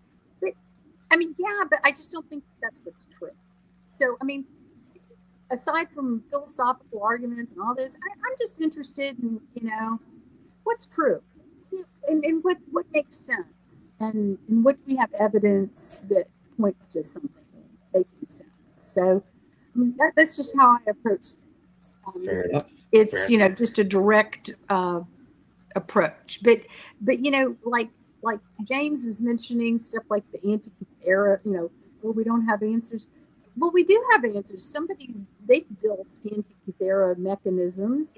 He was mentioning we don't know Greek fire. Actually, they have figured out what Greek fire. And then he mentioned the crystal skulls, and that's actually been proven to be a fraud. So But the other thing is that, okay, Greek fire, we don't have a sample of it to compare, but we have the shroud that has undergone chemical and physics-based analysis. So these other things, like Greek fire, we don't have a sample of that. But anyway, people figured out what it was. It was a special type of crude oil that the Byzantines had access to. And stuff.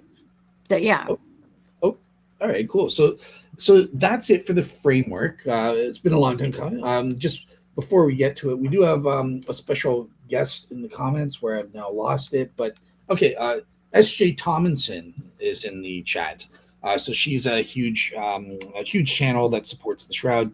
I've been a guest on her show along with Joe Marino and others a few times. So welcome to SJ. And she says, I used to think it was a hoax, but the scientific evidence today makes it hard to deny the authenticity. So, yeah, thank you for that, Stephanie.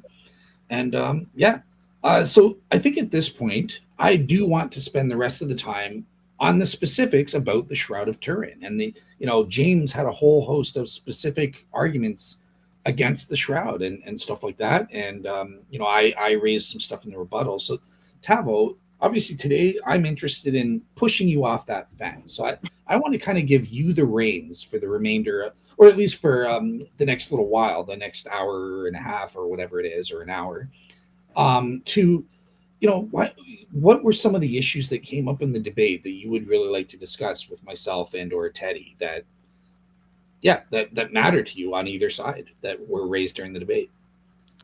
I mean, I want to endorse that there was a real weakness in the argument that James presented, and this is something that he does, where he says, "Here's a bunch of other things which are qualitatively dissimilar, but in a terse overview, I can present them in the same category and use that as a disproof, like the Greek fire, the anti-Cytherea."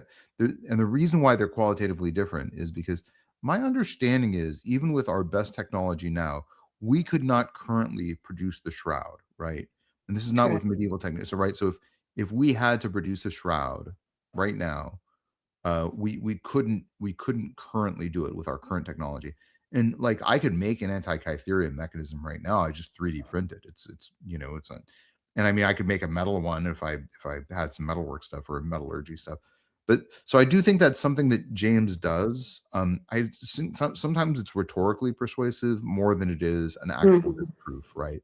And that's where I say that's kind of how humans think, right? We say, well, here's a different thing that is sort of similar in some way, and so I'm going to take that and apply the same rule to all these other things. All right, so for me, the biggest argument against the Shroud is still, well, let me ask this question to both of you actually before I say what I think the deal breakers are for me. Dale, let's go with you first. What do you think is the strongest argument against the Shroud? Yeah, so my answer is it depends on what you're talking about, because I split Shroud studies up into two different aspects. So there's the question of the historical authenticity, and what I think the biggest objection is would be different, and then there's the miraculous authenticity. So let me answer for both, right? So when it comes to the historical authenticity, I think that Shroud skeptics make a huge mistake, and James fell into the trap by appealing to the carbon-14 dating and the Darcy memorandum.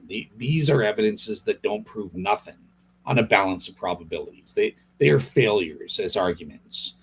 That said, there is one argument that I believe, in explanatory isolation, mind you, is successful in saying, yeah, probably the Shroud is medieval. And comes from a textual argument by the ultimate Shroud skeptic, Hugh Ferry, where I've tried to look for answers. He basically says, based on the certain warp and weft defects, that this is indicative of a certain loom. And this loom did not exist until the 12th century.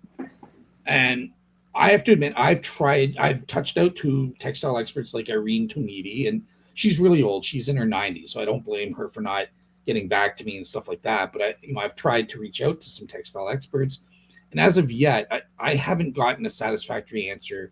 Again, just for that one factor in explanatory isolation. That said, there are textile arguments on the other side that support that it can't be medieval and stuff like that. So you have to look at all the evidence. But if I were to just choose one that supports the skeptic in isolation, forget all the other counter evidence, I think Hugh Ferry's textile argument succeeds. And I would have to say, yeah, the shroud's probably medieval based on this consideration and ignoring everything else that counters it. On the miraculous authentication, so it would depend. I break that up. There's the miraculous, supernatural explanations, ordinary natural explanations, and artistic explanations. So if we were going for artistic explanations only, I think that Dr. Colin Berry by far has the best artistic hypothesis. It's called the toastograph hypothesis. I have no idea why skeptics go for lesser things like Luigi Garlascelli or Hugh Ferry's or the proto photo hypothesis. I think Colin Berry is by far the best. Again, being the best doesn't mean that it succeeds. He has a lot of problems. He can't explain the shroud's images as well. So his method's a failure, but it's the best of the failures if I were to pick an artistic one. So I think the toastograph hypothesis is of Dr. Colin Berry, who spent like 10 years doing dozens of experiments and refining his method. Again, Teddy, I'm not supporting Colin's thing. I'm just answering the question as to what I think the best on the other side is. It's still not good enough, though. Otherwise, I'd be a Colin Berry. I'd not be Pro-Shroud. So, yeah.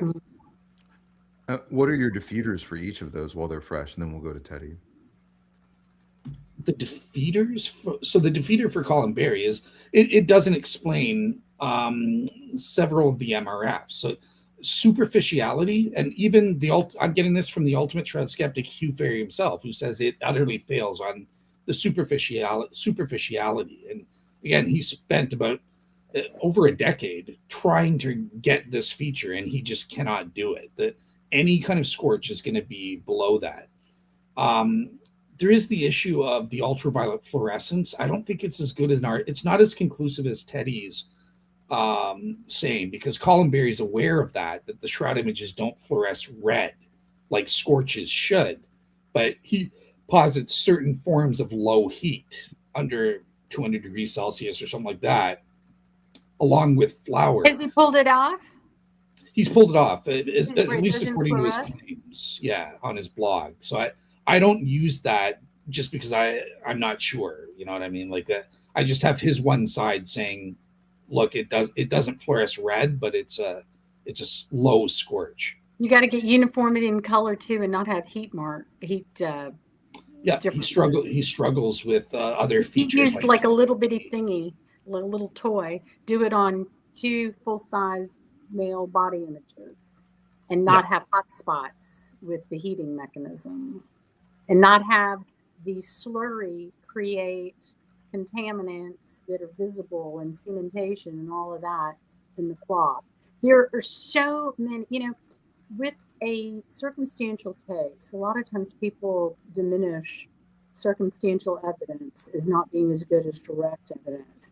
The truth is, though, circumstantial evidence can be some of the best evidence, because in order for it to pass muster in a court of law, in order to convict somebody, it's got to be a web that closes in, that it's so vast and it closes in to where it does not leave any other alternatives other than just one thing.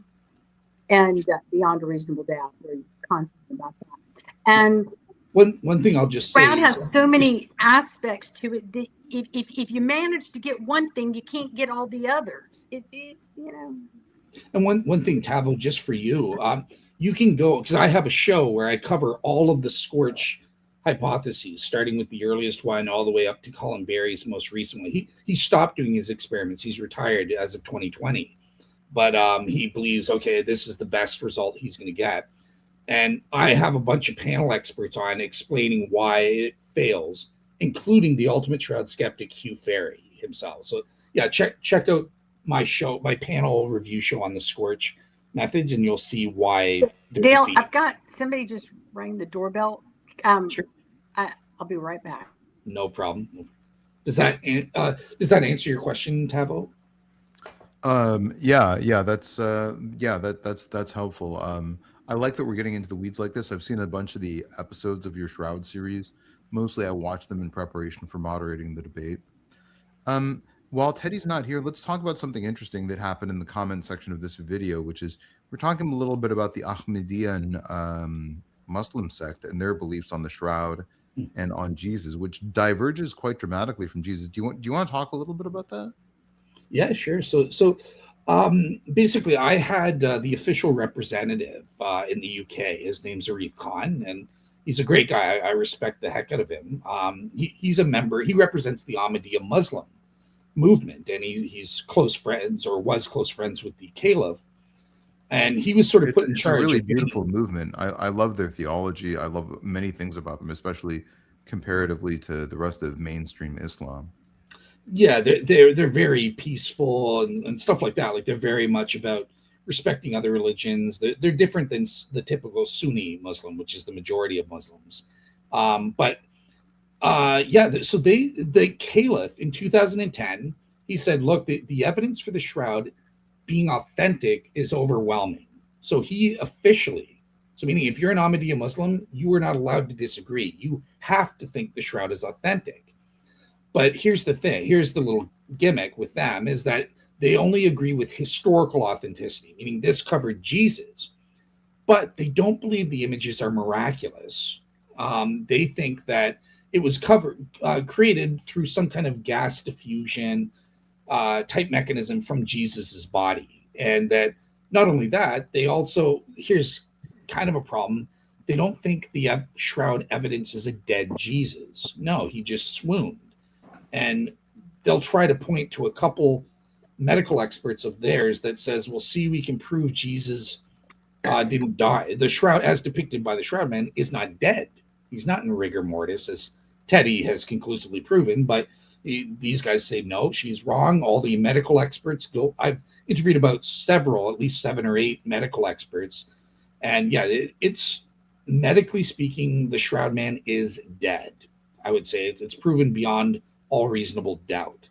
But nonetheless, in fairness, the Ahmadiyya Muslims deny that, and they'll say no, it actually evidences a swoon, and they try to present certain medical arguments on that front. So, other than that, they say, well, what happened to Jesus? They believe that Jesus went off to India, and that's where he disappeared to after appearing to his disciples. So that's another difference with Christians and stuff like that. But Yeah, and I don't particularly ascribe to that belief system, but I think if I had the choice of, mainstream Islam versus Ahmadiyya, it'd be an easy choice for me. Anyways, I think they have a lovely, lovely religion.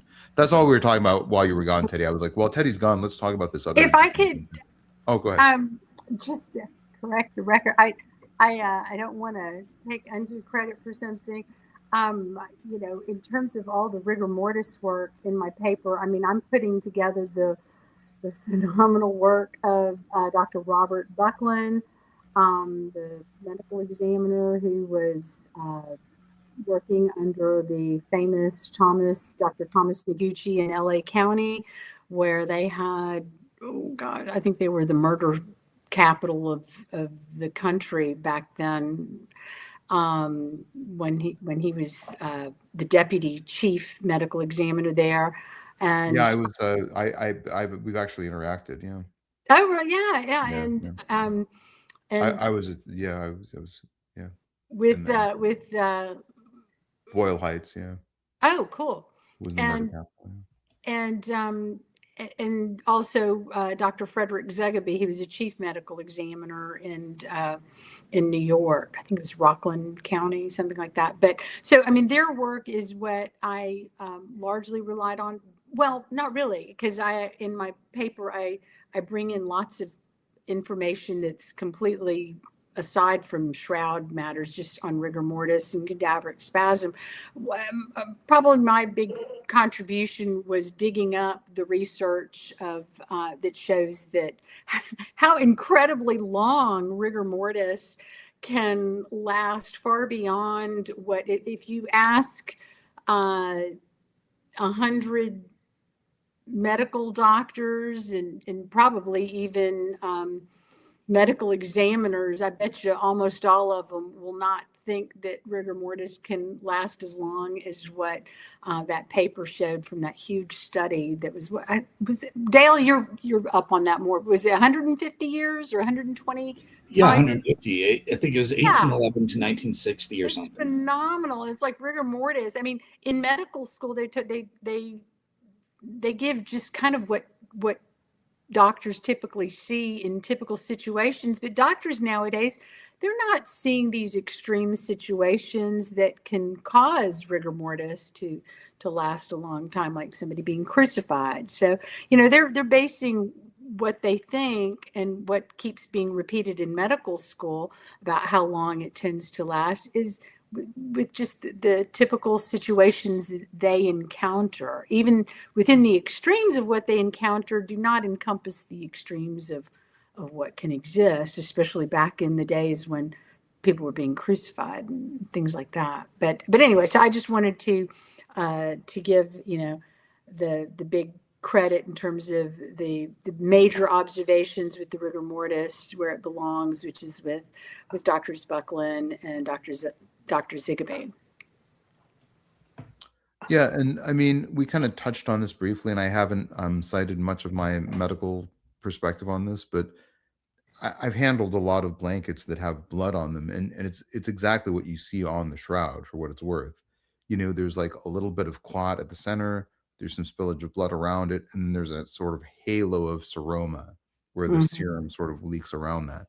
So, and I mean, I have a lot of medical reasons for not believing in swoon theory. When you've been tortured to that degree, it takes you weeks to months to recover, and no one thinks that you miraculously recovered from like a crucifixion as a resurrection. Like that's not what people would be claiming at that point, right? It's not you're like seriously messed up, right? So if Jesus appeared to his disciples and was like, look at this guy, he's seriously beaten up to the point of being near death, that's not the sort of event that is required to start a religion. You see what I'm saying? Right. So, Well, and yeah. actually, Hugh Ferry famously argued when he was doing a resurrection debate, and he was pretty much agreeing with the atheist, but he was arguing along with the atheist that he was supposed to be debating.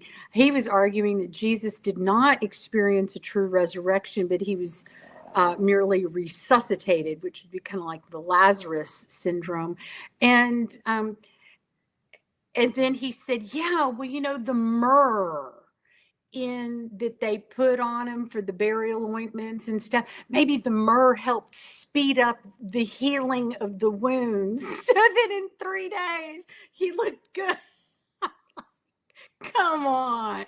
I mean, do you see that that epitomizes and is typical of the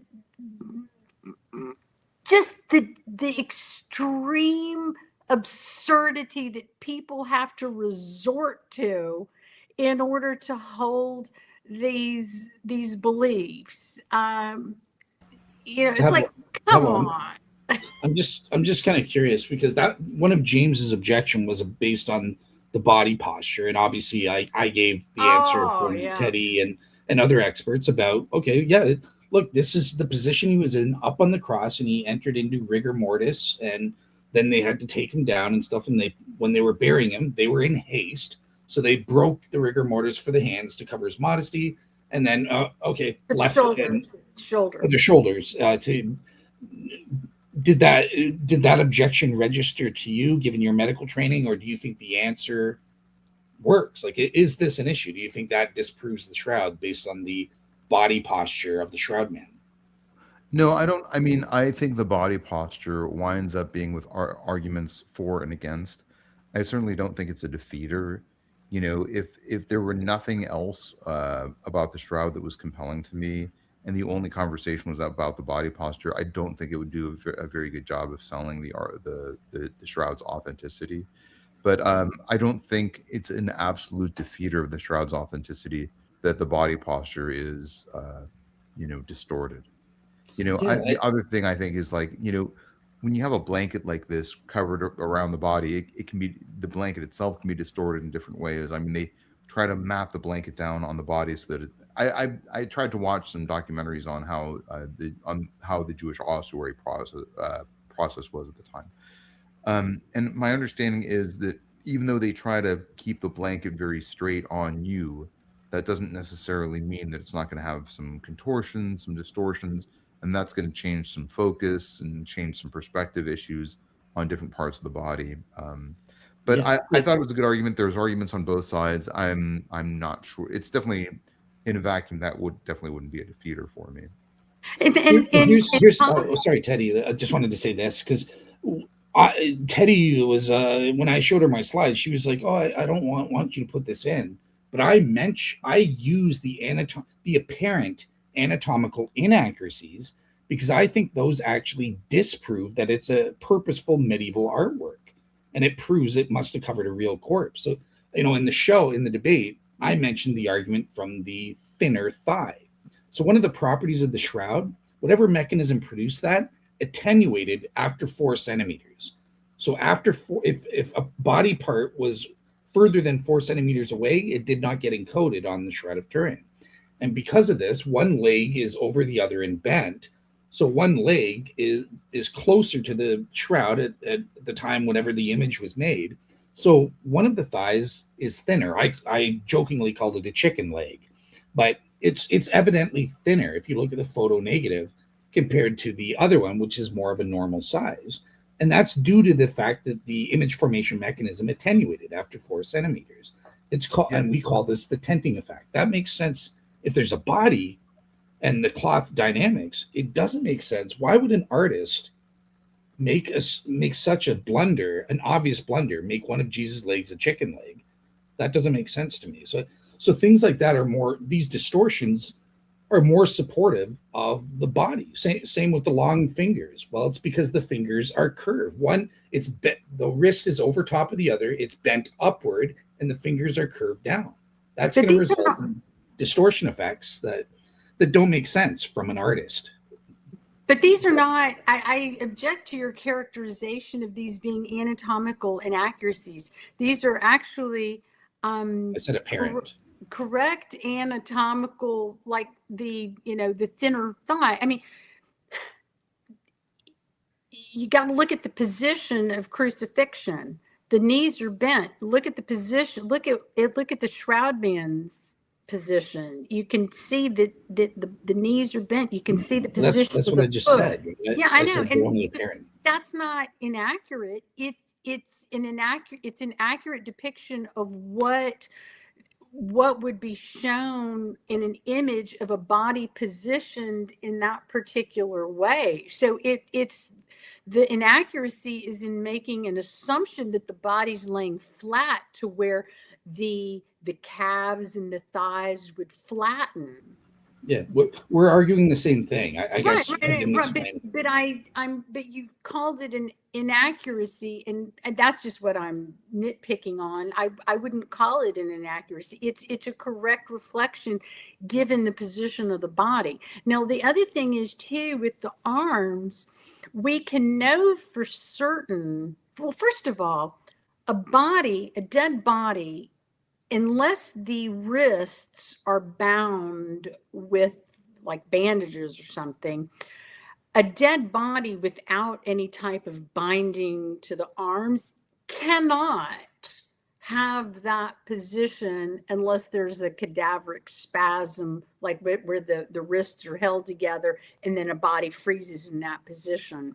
Or even without a cadaveric spasm, if the arms and wrists are put into that position to where once the rigor mortis kicks in, the body's frozen in that position, because otherwise the natural situation is immediately after death, the body, you have primary muscular flaccidity and it would relax. So it let's say if the person died, in a hospital bed with their arms crossed, as the muscles relax, I would think that you'd have some pulling away. Gravity's going to pull it down. I don't think that they're going to be able to stay in that position.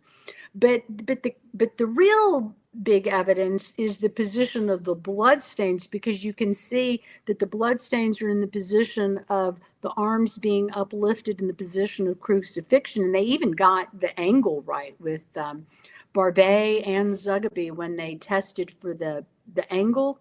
They've got it correctly in terms of the blood stains are flowing downward as gravity would go, but the arms would have to be upward to get the blood flows in that manner. So the fact that you've got arms that are now crossed, but with blood flows going up, shows pretty conclusively that obviously the arms have been repositioned for burial, and they would need to be, because those little niche, the benches that they have in the niche, you can't have a body with the arms out like this in rigor mortis.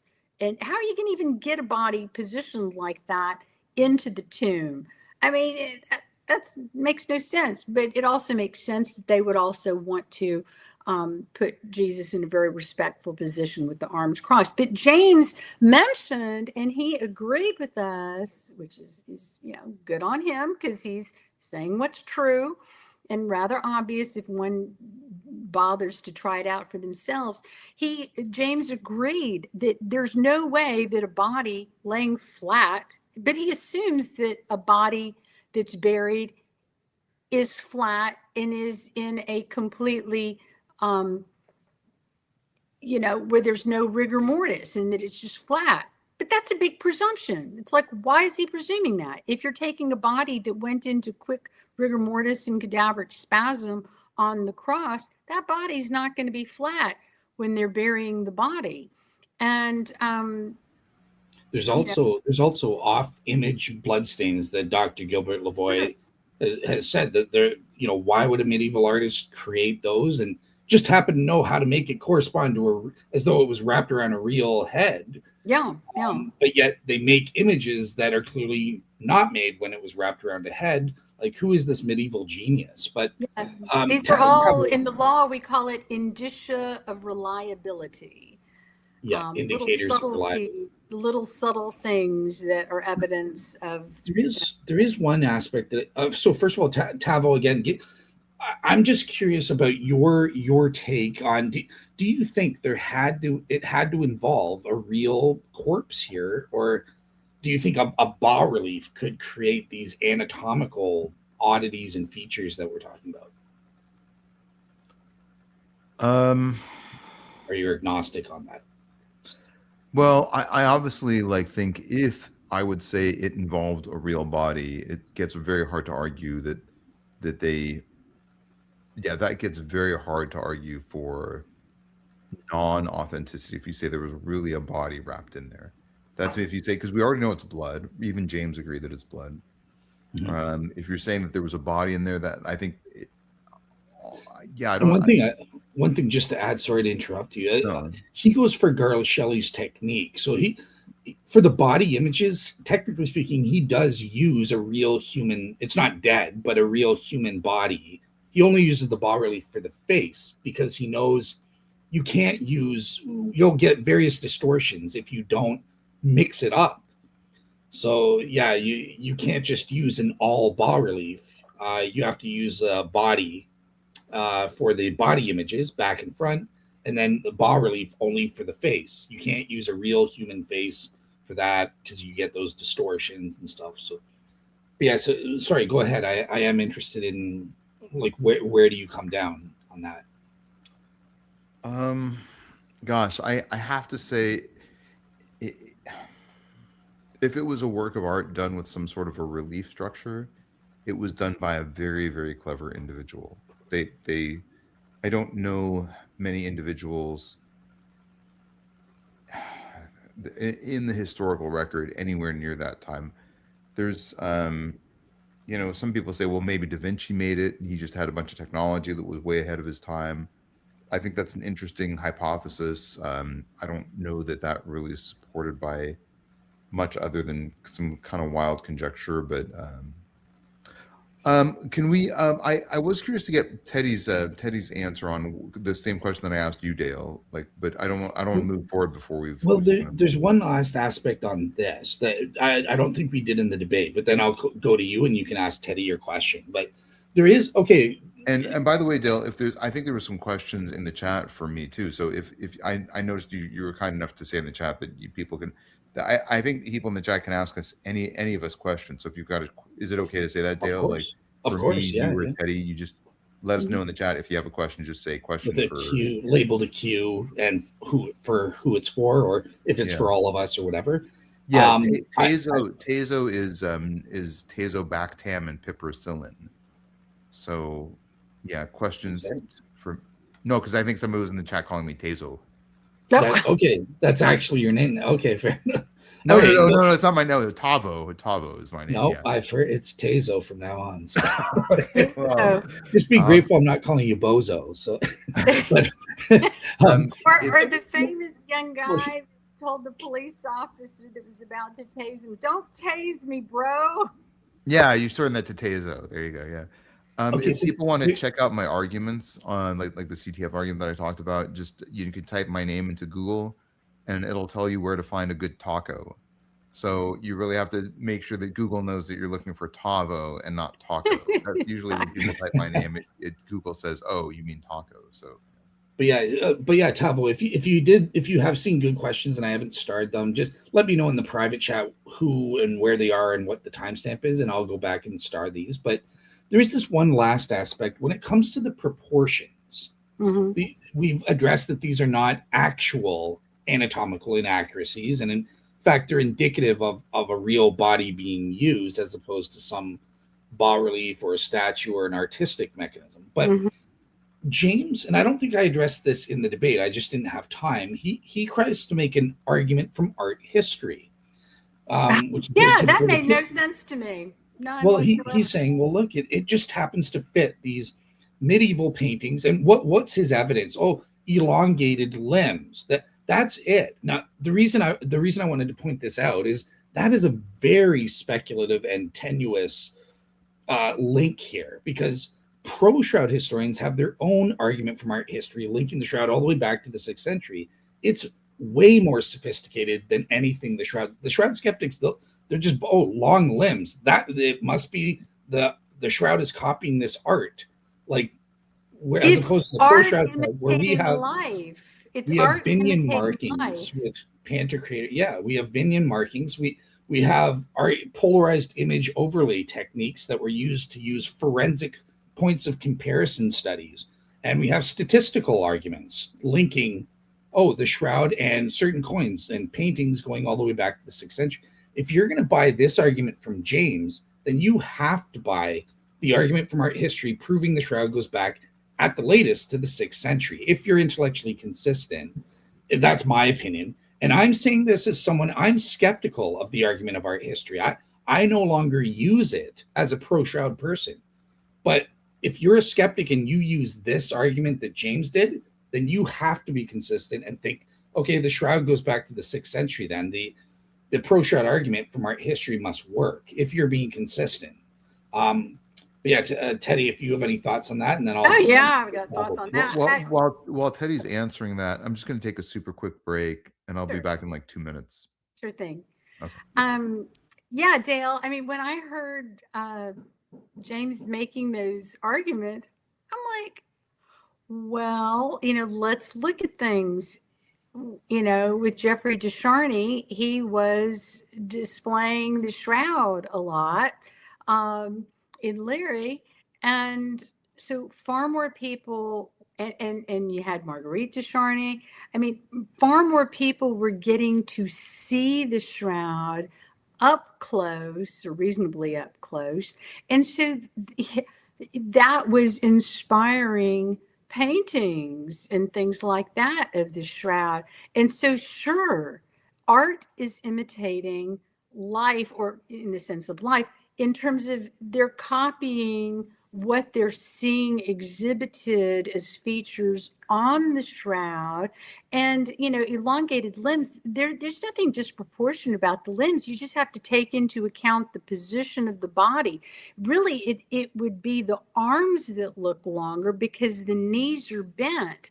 But nothing's weird about it. It's just if your knees are bent and then your arms are crossed, the arms are going to appear longer. And maybe, through the dislocation of the shoulder to break the rigor mortis, that may have affected things as well in terms of the appearance. But, it's like people can come up with all of these arguments over and over again. And it's all smoke and mirrors, and it's all a big distraction, because ultimately, why would somebody go through some crazy effort that they didn't need to when a dilute watercolor painting would have accomplished what they needed to do? Why would somebody have to come up with some crazy mechanism that nobody even today can figure out? That's just absurd. I'm sorry. That's not critical thinking. That's just the type of thinking. I'm sorry. It's of an infant that is like, no. I'm not going to believe that. I'm not going to believe that. That is what that is. And I'm sorry. That is insulting. But I'm sorry. It's deserving of the insult, because it's absurd. It's absurd.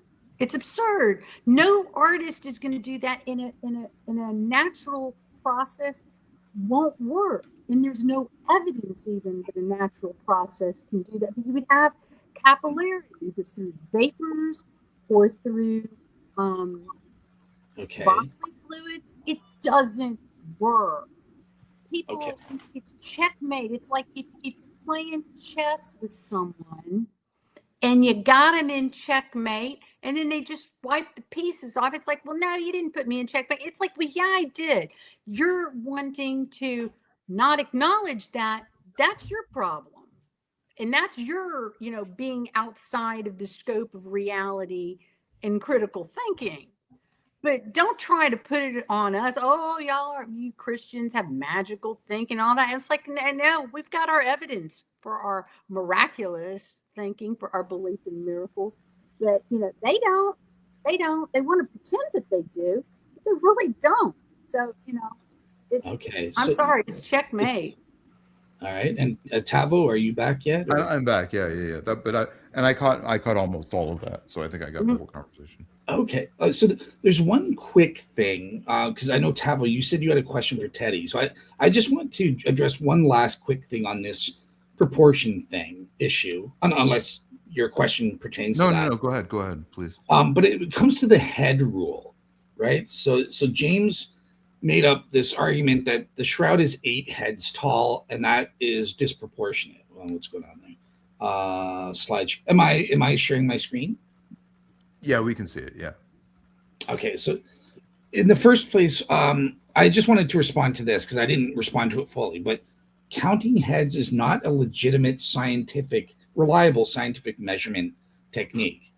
All the experts who've studied the shroud say he's about 5'10", 5'11". Again, we can't tell because there's been stretching of the cloth. We can't get precise, but he is anatomically accurate. We've, even in archaeological digs from Galilee, we've measured the femur bones and stuff like that, and it's perfectly consistent with the shroud man, a rural Jew living in Galilee in the 1st century. And it even matches Jewish, that in the Talmud, they use their units of measurement in L's. About 4 L's is the average man. That precisely matches the shroud man. So it's ridiculous to say the shroud man is too tall. He is not. He is perfectly anatomically accurate with average people Jewish people living in the 1st century.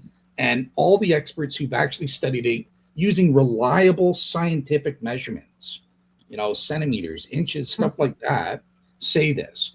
Yeah, the anthropometric studies. Yeah, I'm not there yet, but there have been computerized anthropometric studies, such as the one in 1999 that I mentioned. But look, it's just, in terms of counting heads, it's obviously unreliable because Dr. David Falk was the first one, and he disagrees with James. He says the Shroud Man's 9 heads tall. So which is it? Is it 9 or 8? I guess counting heads gets a little complicated for skeptics here. But here's the main issue: is that according to this artistic rule, and it's even called the 8 heads rule. So if the Shroud Man is 8 heads tall, as James argued, that's what you would expect for an adult male. There's variance. It's sometimes between 7.5 and 8.5 heads tall. And here's my quote. Does it come from some pro-shroud schmuck? I saw in James's comments, one of the commenters said, "Oh, I just made up this image and invented it, and it's all a lie." No, this is called the 8 heads rule in classical art.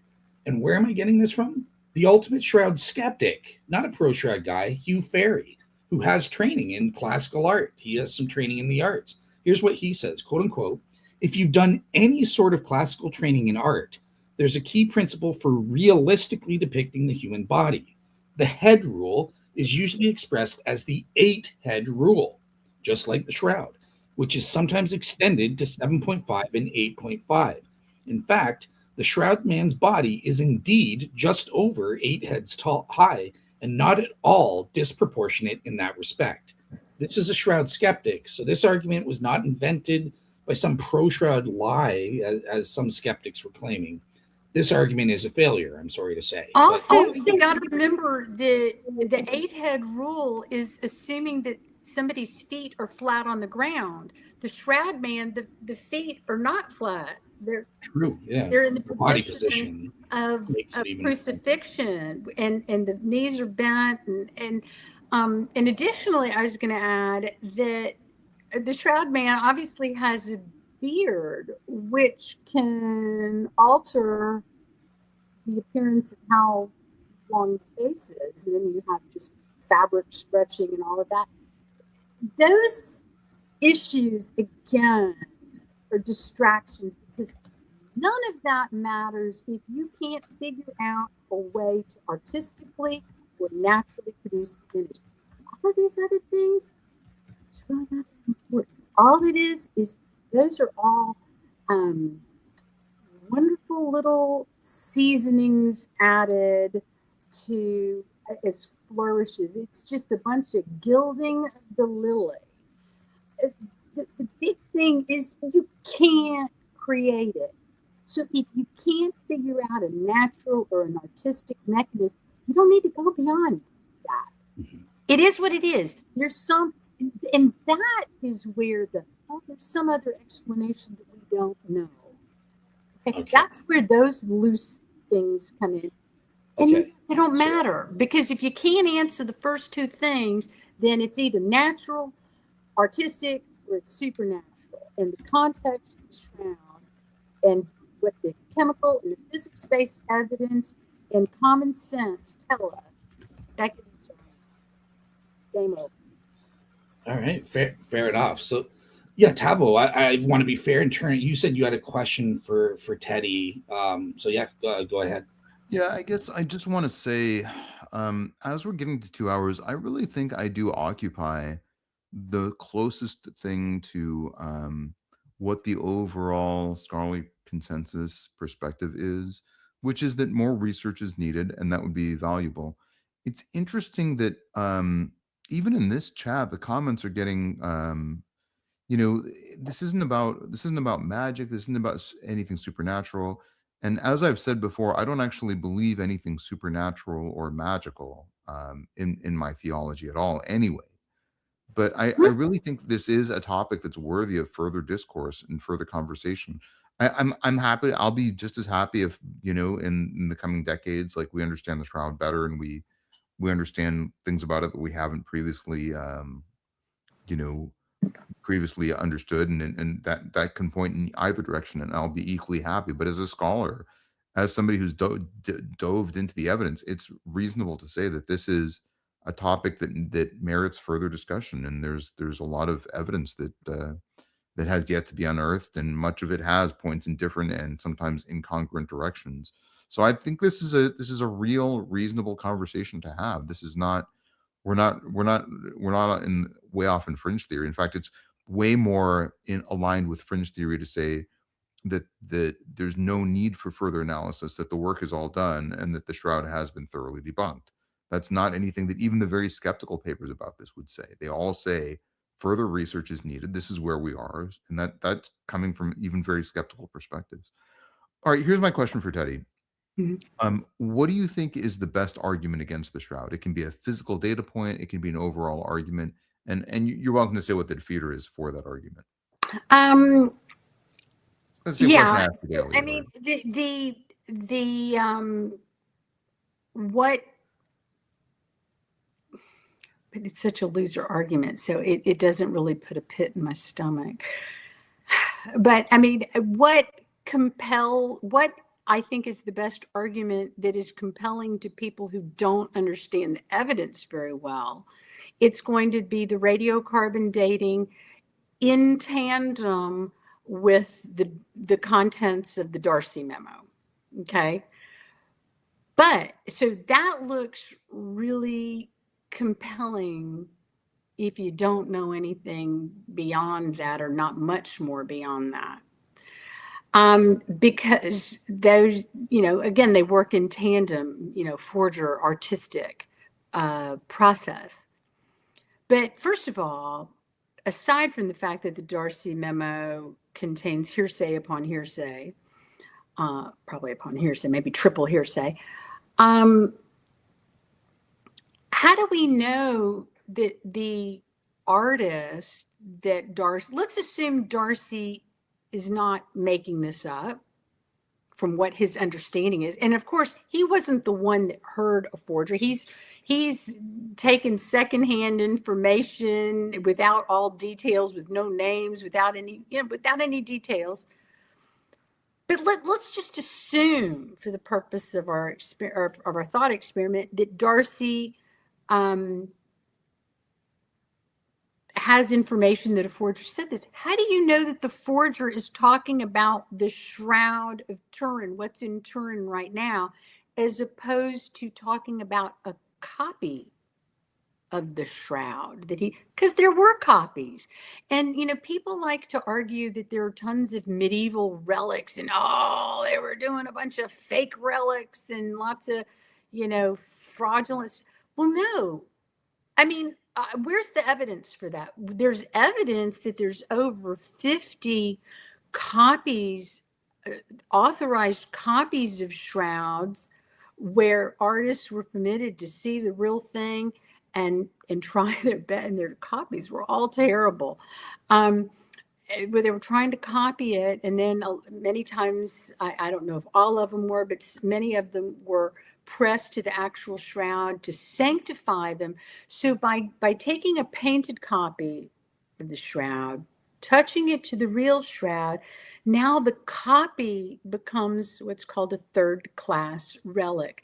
So when they were taking these copies of the shroud and putting them in a church, lots of people were coming to it, not because they thought, this is the real shroud, but this copy of the shroud is still special because it has been touched to the real shroud. And so now it has what the Greeks call, it has the ousia. It has some of the essence, the holy essence of the real deal. Think of Locard's principle of contact transfer. We know that anytime two things come into contact, they each transfer some of themselves onto the other thing. So copies of the shroud have some of that something. Undoubtedly, they have probably little flecks of blood from the actual shroud on them. So when people were coming to pay their respects, pilgrims, there's no evidence that they were coming thinking that these fake shrouds were real. They were coming because this thing has touched the real shroud. And so anyway, we have no evidence in terms of that this painter wasn't one of the painters that painted a copy of the shroud. So people are making too much hay. But again, it is, a coinky-dink. But then let's get back to, and this is, I hope we get into the radiocarbon dating. Well, that's I was gonna say we can move Get on to into the that. dating aspect after. Okay, so I won't get too far into that right now, too far afield, but the fact that it coincides, but there might be many reasons why it coincides, because there's lots of um potential problems with the radiocarbon dating. But to me, that is that there's it's unquestionable that that's been the biggest um game changer for a lot of people. There were a lot of people who thought the shroud was legit, and then when the radiocarbon dating came out, they were like, "Oh, I guess it's not." So many people. But you know what? I had just entered college. It was in my freshman year, uh, and so I entered college in '87, so it was just a little bit after, but I was still a freshman, if I recall. When I heard on the radio, they came out and mentioned the radiocarbon dating. And I remember calling my mom and telling her, because I had already read at age 15 the book by Dr. Gary Habermas and Dr. Kenneth Stevenson, Verdict on the Shroud. So I knew a lot of the evidence even at age 15. I said to my mom, I said, there's no way, something's wrong with the radiocarbon dating. It can't be right. Because I don't think I even knew the word outlier back then. But, I was saying something's wrong because all of this other evidence in favor of authenticity can't be wrong, and then this one test is right. I was like, something's wrong with the test. So even as an 18-year-old, I had enough sense to figure that out. But anyway, but I think that those two things together are the biggest impediments for a lot of people. But when you know all the other evidence, it's not. So I hope did I answer your question, Tavo? Yeah, I think I think that was a great answer. Yeah. Thank you. All right. Okay. So Tavo, I want to turn to you.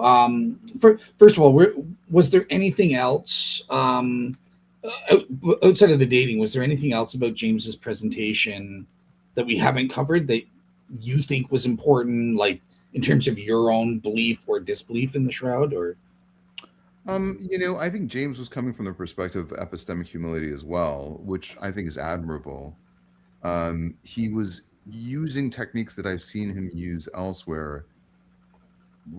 He's a great interlocutor. He's a great debater. I think he's one of the sharpest and smartest people making theological content. So this is in no way to disparage him. I think some of his arguments were repeated from elsewhere to to a less effective result.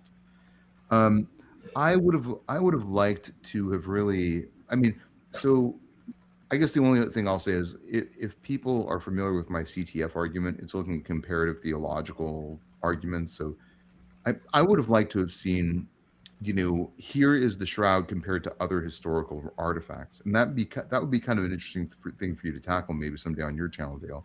I guess that's my only point. It's kind of a meta point, but I know you have a lot of other points that you want to get to, so I'm happy to move on and talk about other things. I do have some other questions for both of you before we wrap up, but I'd like you to keep. I don't want to get too. well, yeah, well, this is about you. Yeah, if you don't want to go into the date, yeah, like whatever. No, You let's think is talk. important. You wanted to talk more about the dating next? No, I want to discuss what's important to you, because my goal here is I want to try my best with Teddy's help to try and persuade you. So I'm most interested in the aspects or talking points that are relevant to you, kind of thing. So yeah, don't worry about if you don't care about dating stuff. Who cares? Like yeah. Although I would still like to get into those points that James was making, but I'm very interested in any questions that Tavo has for us. Yeah, and likewise, I'm curious to get questions out of the chat. But what was the next thing you wanted to go to, Dale? Well, I was just gonna say I thought you would want to speak about the dating. So Yeah, okay. Here's what I want to. more Here's what I about the want to dating. I have ask. a lot of questions about the dating argument. Okay, well, I've got questions for you then. So I in terms of the dating evidence. So James presented only two, or possibly three lines of evidence. So the first category of evidence was the historical documents, the Darcy memorandum, which supposedly references 40 years after the fact. It says there was an inquiry, and my predecessor, the Bishop Henry, held this inquiry, and an artist confessed to creating the shroud. So it's a fake from the year 1355 or thereabouts.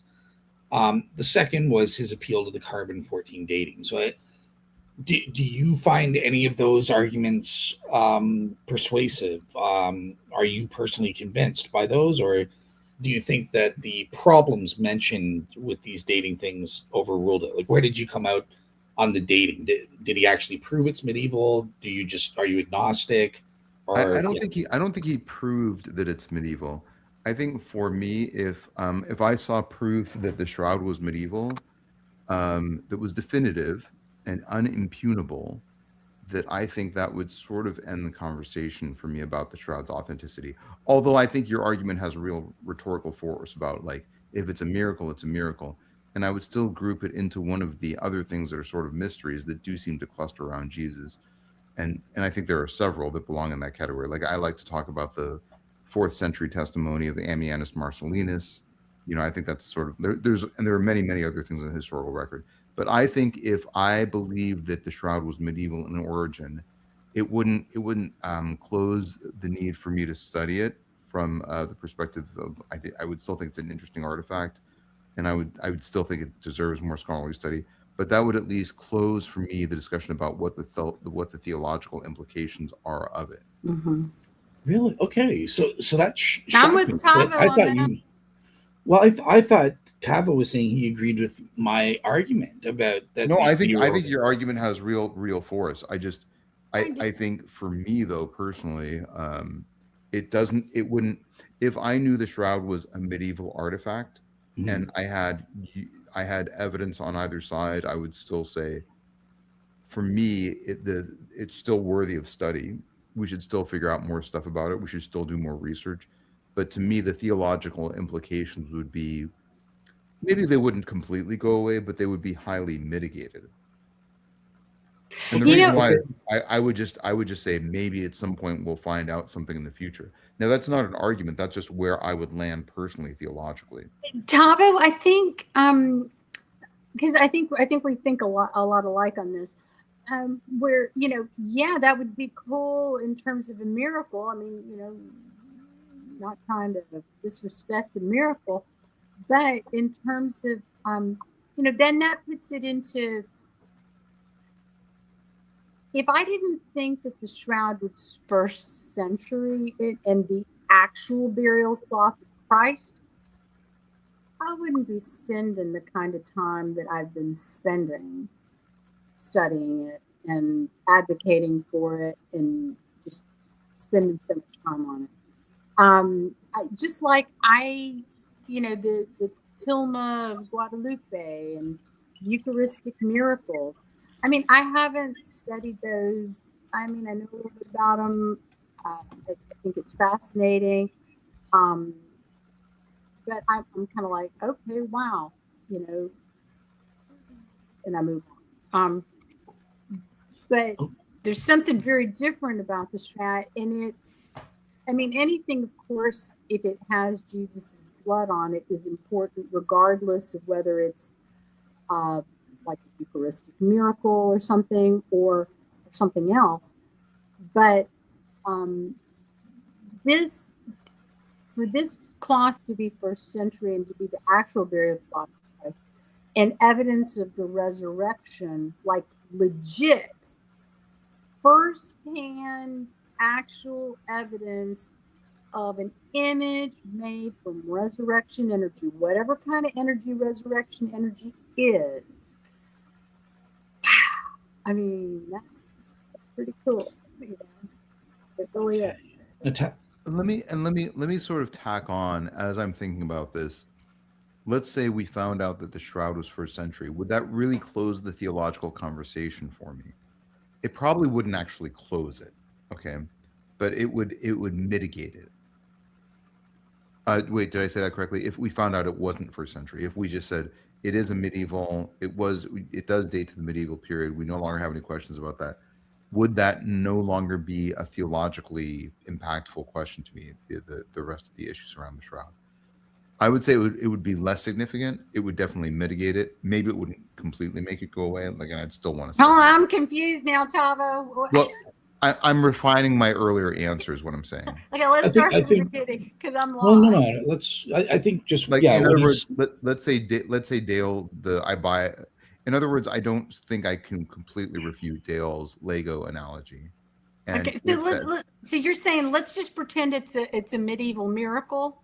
no. He's saying if it were proven to be medieval, if it is dated he no longer agrees conclusively, with my Lego analogy. He's saying it may have theological import in some way, but in terms of its miraculous authenticity, it would be game over, is what he's saying. So he's agreeing with you and James.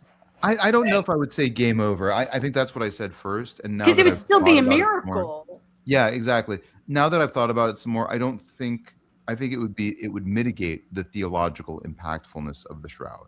Okay. But I don't think that it would totally Oh, make it go away. In other words, it wouldn't totally, it, w- it I, in other words, Dale, the first time you asked me the question, I said, could, I think it could would it no still longer be be? theological. Would you still be open to saying it's a miracle or not? Like that's the only question I care about. With if it's medieval, 100% proven, are you saying okay, well then it's not a miracle. Maybe it has some theological value in some other sense, but No, I would be open to it. I'd be open to okay, it. I see what you're saying. Yeah. okay, Yeah. Yeah. fair I enough. think initially I was thinking, yeah, I'm refining what I'm saying because these are thought experiments, and Yeah, of course. I'm adjusting what I'm saying in real time. Yeah. No problem, no worries. Yeah, all right, cool. Okay, so we do have a really important thing, and this was actually the only part in the debate where James and I kind of had went at each other a little bit and some friendly back and forths, and I've gotten so many questions, and I think it's important for us to answer. But it's so Tav, I'll start with you, and then come to my and Teddy's answers. But um, where is it? So what Femtomully is asking, what disqualifies the reproductions? And what would be criteria for establishing it would be a hoax? If it contains all the necessary techniques, what is missing? So Tavo, this is where me and James were kind of Hmm. saying, like, well, why, it's Luigi Garlashelli's technique. It's close enough. It's superficial enough. It's uniform in color enough. It's got enough 3D. It doesn't have to be an exact match. And I was saying no. If it doesn't reproduce the MRFs, it's not good enough. So that's what he's asking about here. Like, what? Why can't you just say it's good enough? Like, what? If I drew a stick figure on a piece of paper, why isn't that good enough? That it's got two arms, two legs. I've reproduced the shroud. Because then a miracle wouldn't be Well, falsifiable. I want to hear Tavo first because I'm Oh, trying to sorry. get to him. But I'm just kind of curious, Tavo, what did you make of that part of the debate? Do you think the MRFs are relevant, or so long as you get close enough, is that good enough? I like the username first of all. Femto is what, like 10 to the minus 15? Is that right? I think 10 to that's the a minus 18? pH femto, though, isn't it? Maybe I'm wrong. I No, don't know. I think it's an F. I might be wrong too. Okay, I just remember Bob Atto is Rucker. 10 to the minus 19, and Pico is 10 to the I don't minus even know what 9. femto is. It's a really really small thing. So Bob Yeah, like a says femtometer is like 1 meter times 10 to the minus 15. all Oh, I've right. heard of nano, like Nano is 10 to the nanometers. minus 9, So right? basically, femto Tavo doesn't want to answer your question. He's No, evading. no. No. I thought that that was a good exchange. I thought James made a lot of good points during the debate. My what I would have pushed harder on him is because I think his point was like, well, any individual work is unique, right? So, and I don't know how I would have pushed back on that. Because I think I recall what you were saying is there's all these features, right? We can't recreate them. That's the whole point of the conversation, right? And then Yeah, his point was like, well, you could take any piece of art and arbitrarily sort of make those lines, right? You could arbitrarily say like that, there's if I have a pen sketch, right, then somebody else could sit down with a pen and try and reproduce it, but they wouldn't produce exactly the same thing, right? yeah, And I think the problem is that I think that misses the point. This isn't about like, can you reproduce every single detail on the image? It's can you explain the mechanism whereby the image was presented? And maybe that's what I would have said. I Mhm. thought you handled the argument well. I'm Mhm. not sure how I would have handled it differently. I think having had some time to reflect on it, it was a weaker moment in the debate.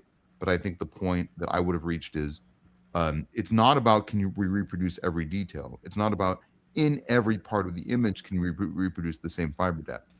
It's that do we have a plausible mechanism that explains how this thing was formed? And if we don't, then it becomes sort of then it automatically is in a qualitatively different category. I feel like this is one of the moments today where I'm not where I'm not explaining myself super well. So do you guys want to ask some clarifying questions so that Yeah, people I know? just want to clarify before I go to Teddy.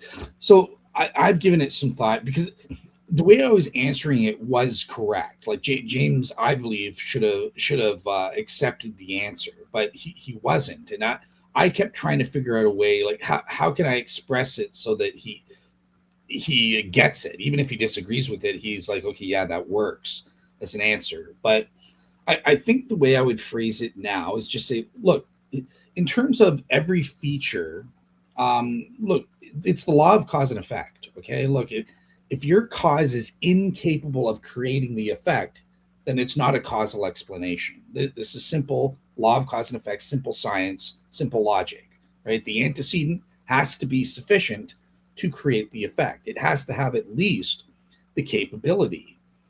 So, in terms of the superficiality, the James, I think being as charitable as I can, I think what he's trying to do is there is experimental variability, right? Maybe okay, well, on this thing, it's going to have my thumbprint on it. That's going to make it different than another one created by Luigi Garlashelli, where it has his thumbprint. Obviously, differences like that are irrelevant to the question of image formation and And that's what causes the exactly image. what I was trying to say. That's Mhm. exactly what I was trying to say. I think you Yeah. said it in So a so tertiary that's way. what we're interested in. What's relevant to the question of image formation, and even appealing to experimental variability, right? He's like, well, even if you use the same process, it's not going to be exactly correct. What I'm trying to say is that the methods he's proposing, this Luigi Garlashelli technique, is incapable, even in principle. You could perform a million experiments using this technique, and it will never give you the effect of only 2 to 4 fibers being colored. It will always be thicker. And that's what the experimental data and the theoretical laws of physics and chemistry tell us is going to happen. And that was the point I was trying to say is these methods are causally incapable of producing the effect. So it doesn't matter. We could do 1,000 experiments, and it's never going to produce this result. It's always going to be much thicker in terms of superficiality, and it's the same with all the other problems. It's not going to produce uniformly colored images within plus or minus 2%. There's going to be more variation. We have the experimental data, and it's just from the laws of physics. We know it will not work. Same with the three-dimensional information. You'll get some 3D info. STURP scientists did tons of experiments with deep bas reliefs and extremely shallow bas reliefs. You're not going to get the results. Cicero Mores, the Shroud skeptic, his own source, proved you're never going to reproduce the vertical collimation effect of the Shroud. Yes, it's much closer than if they just wrapped a corpse in it and let the body decay. The distortions on that are much worse, but there are still distortions, even with an extremely shallow bas relief, that rule it out and say this is not the cause of these images. And that's what I was trying to get across in the debate. I don't know if it was understood, but it breaches the law of cause and effect. If it's incapable inherently of producing effect, it's not a causal explanation. So yeah, Yeah, Teddy. I see what you're saying. I want to point something out, which is that, I think people are like, oh, it's like the pyramids of Giza. We don't really know how they did it. But We do. here's what's different is we we can I could make a pyramid of Giza if I had enough money right now, right? And the issue is I could not. I don't think I could. I I think the issue is this: if I had access to all of the technology on Earth right now, I don't know that I could make the Shroud of Turin, right? With all the technology that I have, right? There's no way to do that, right? Without shedding short of shedding blood, right? Yeah. Um, I, and I think that's the issue that I come back to. I do want to editorialize about another point. I don't want to get too far off topic, but go ahead, Dale. Go ahead. I was just going to back you up, and sorry, Teddy's been waiting patiently, but I just want to back you up. Like, this is why I put a lot of thought. One of my criterion is, okay, it's not just that it's unique. That doesn't prove it's a miracle or special. You know, James had this slide where he's like, where there's these unique, unusual objects out there, like the pyramids I used to get. That wasn't one of James's example, but I got that from skeptics like Darren Lute all the time. They think that disproves it, but it doesn't. This is why I said unique, despite a sufficient opportunity for duplication in a naturalistic context. And in the case of the pyramids, our ignorance, which has now been solved, by the way, maybe you guys are just out of touch with Egyptology, but we've discovered a bunch of manuscripts from the people who actually built it. We know how it was built. There's no mystery anymore with the pyramids, I'm sorry to say. But the mystery that did, there's basically, before we discovered this, how they did it, and this treasure trove of the people who built it, written documents and all that, there was one of four ways it could have been done, right? We knew how it was built, but we just didn't know the specifics of, well, did they use a ramp that went around the pyramid? Was it just one straight pyramid straight up? Was it a combination ramp? These were the questions, and that was due to just having a lack of specific historical testimony. That's not relevant to explaining the shroud images and stuff like that. We just, okay, there is a bunch of ways that could have equally produced the effect, and we had insufficient evidence to tell, oh, they used this type of ramp versus another ramp, until we discovered the written documents next to the pyramids, and now we know the answer. So that it's not applicable to what we're talking about with the shroud, where it's unique despite a sufficient opportunity for duplication through hundreds of experiments, field and lab experiments, as well as natural opportunities. But yeah, over to you, Teddy. Well, I mean, a pyramid isn't one of a kind, and there's nothing in and of it. I mean, it's, you got the parts of the pyramid, and it's put together, and there are lots of ways to skin a cat. So I don't understand how that is. People, a lot of times, people seem to think that people in the past weren't as smart and clever as we are now, but obviously that's not quite the case.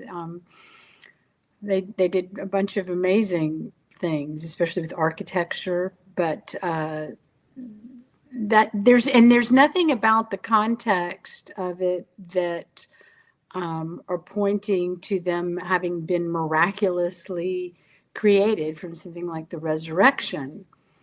I mean, I know that the Egyptians had their religion, but I don't think that there's ever been a claim that that their gods just poof, created the miracles. Are there any such claims? I don't think so. Are there?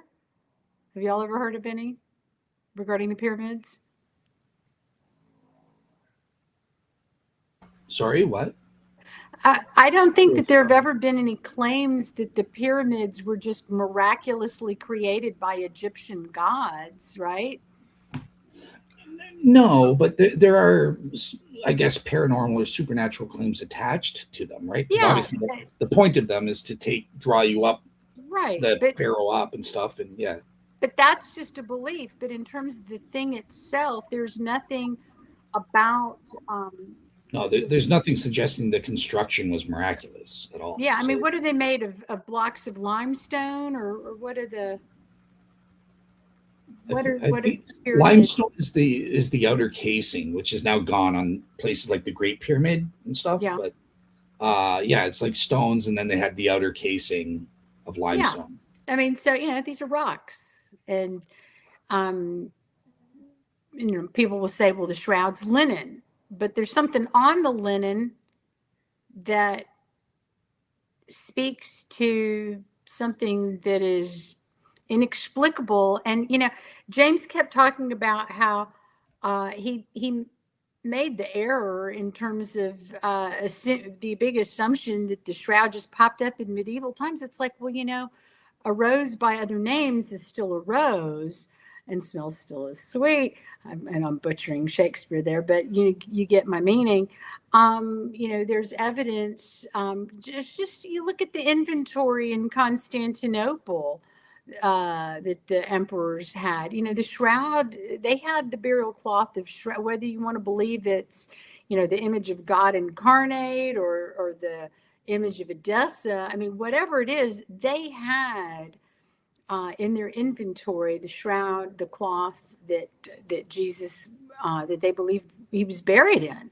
So, they're going to say, well, is that the same thing as the Shroud of Turin? Well, you look at the description that Gregory Referendarius, the Archdeacon of Hagia Sophia, gives, and, saying, it looks like a painting, yet it is not, and believing that the image was created from Jesus's sweat. Well, what does sweat do? It causes cellulosic yellowing, which is dehydration and oxidation of the cellulose in linen, which is what we have with the body images on the shroud.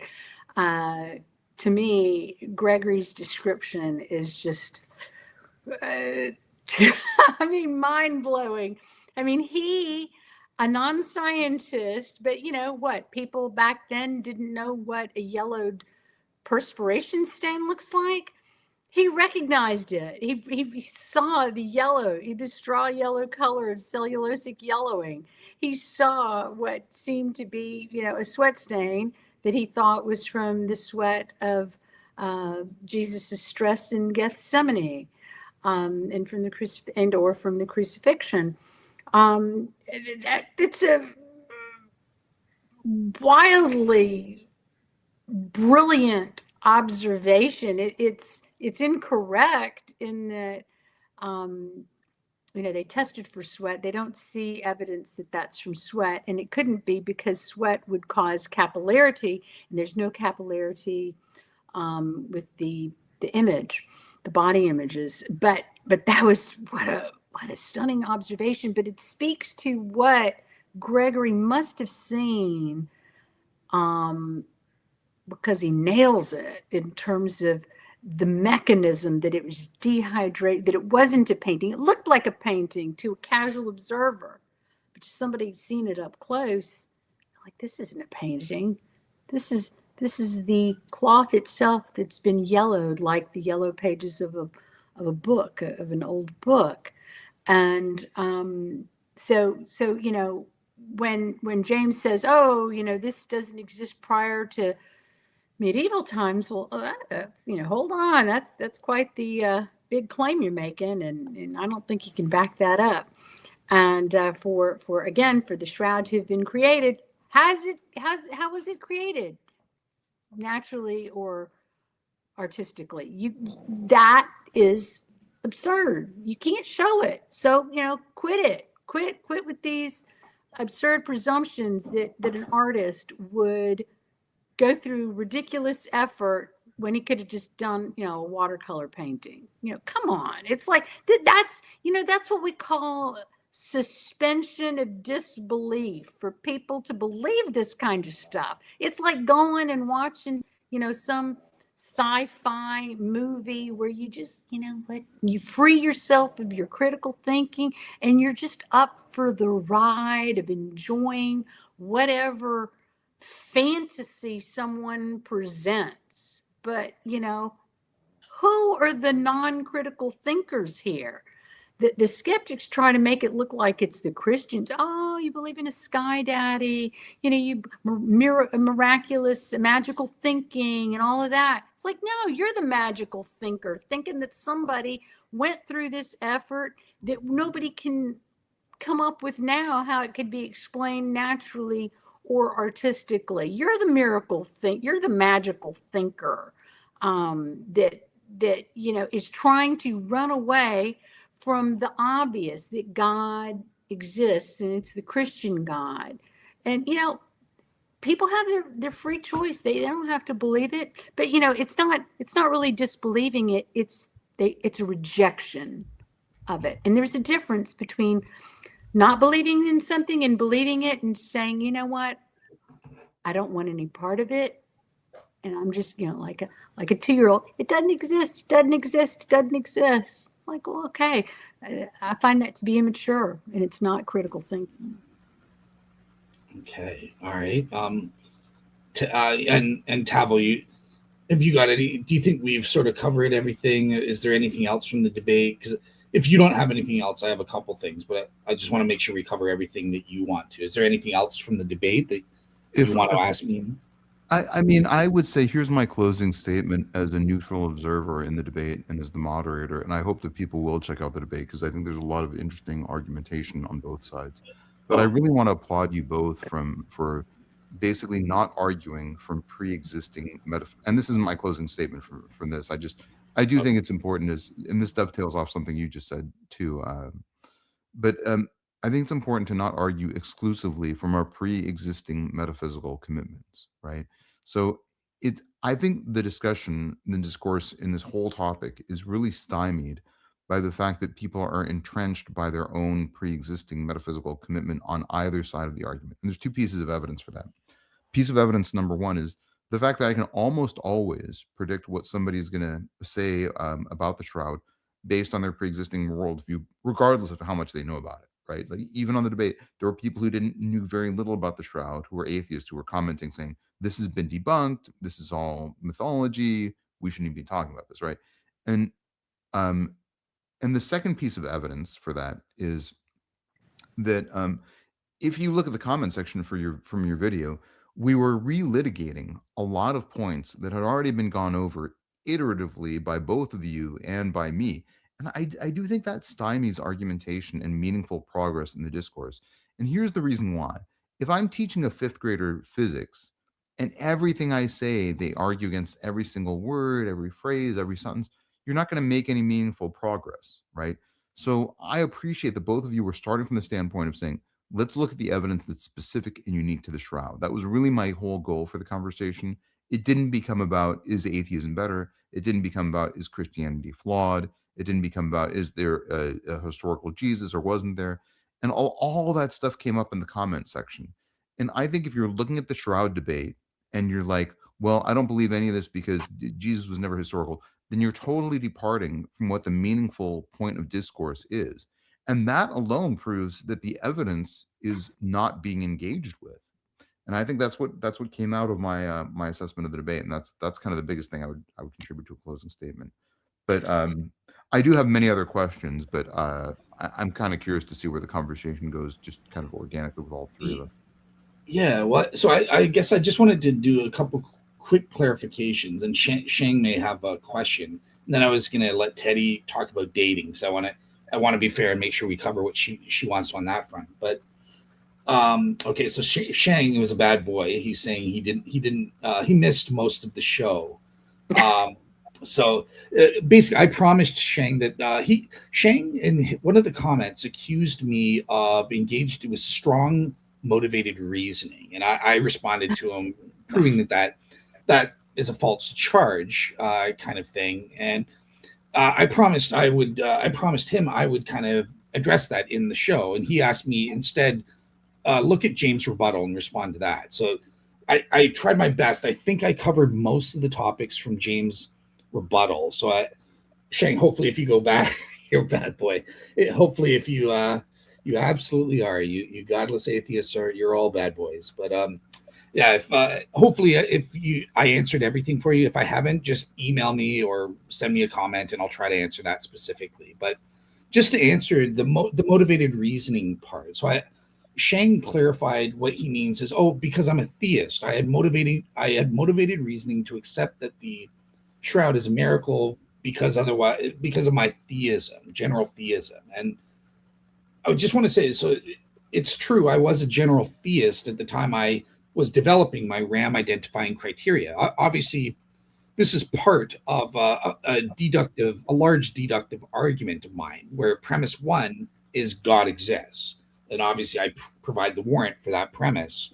And I just assumed that was so for the sake of our debate, because I didn't, this wasn't a debate on the existence of God. So you got to have some presuppositions in a debate. One of them was, let's just assume God exists. And I think James was happy to assume that on his end, because We had to get on Think with maybe specifics. But I I would don't know just, about that.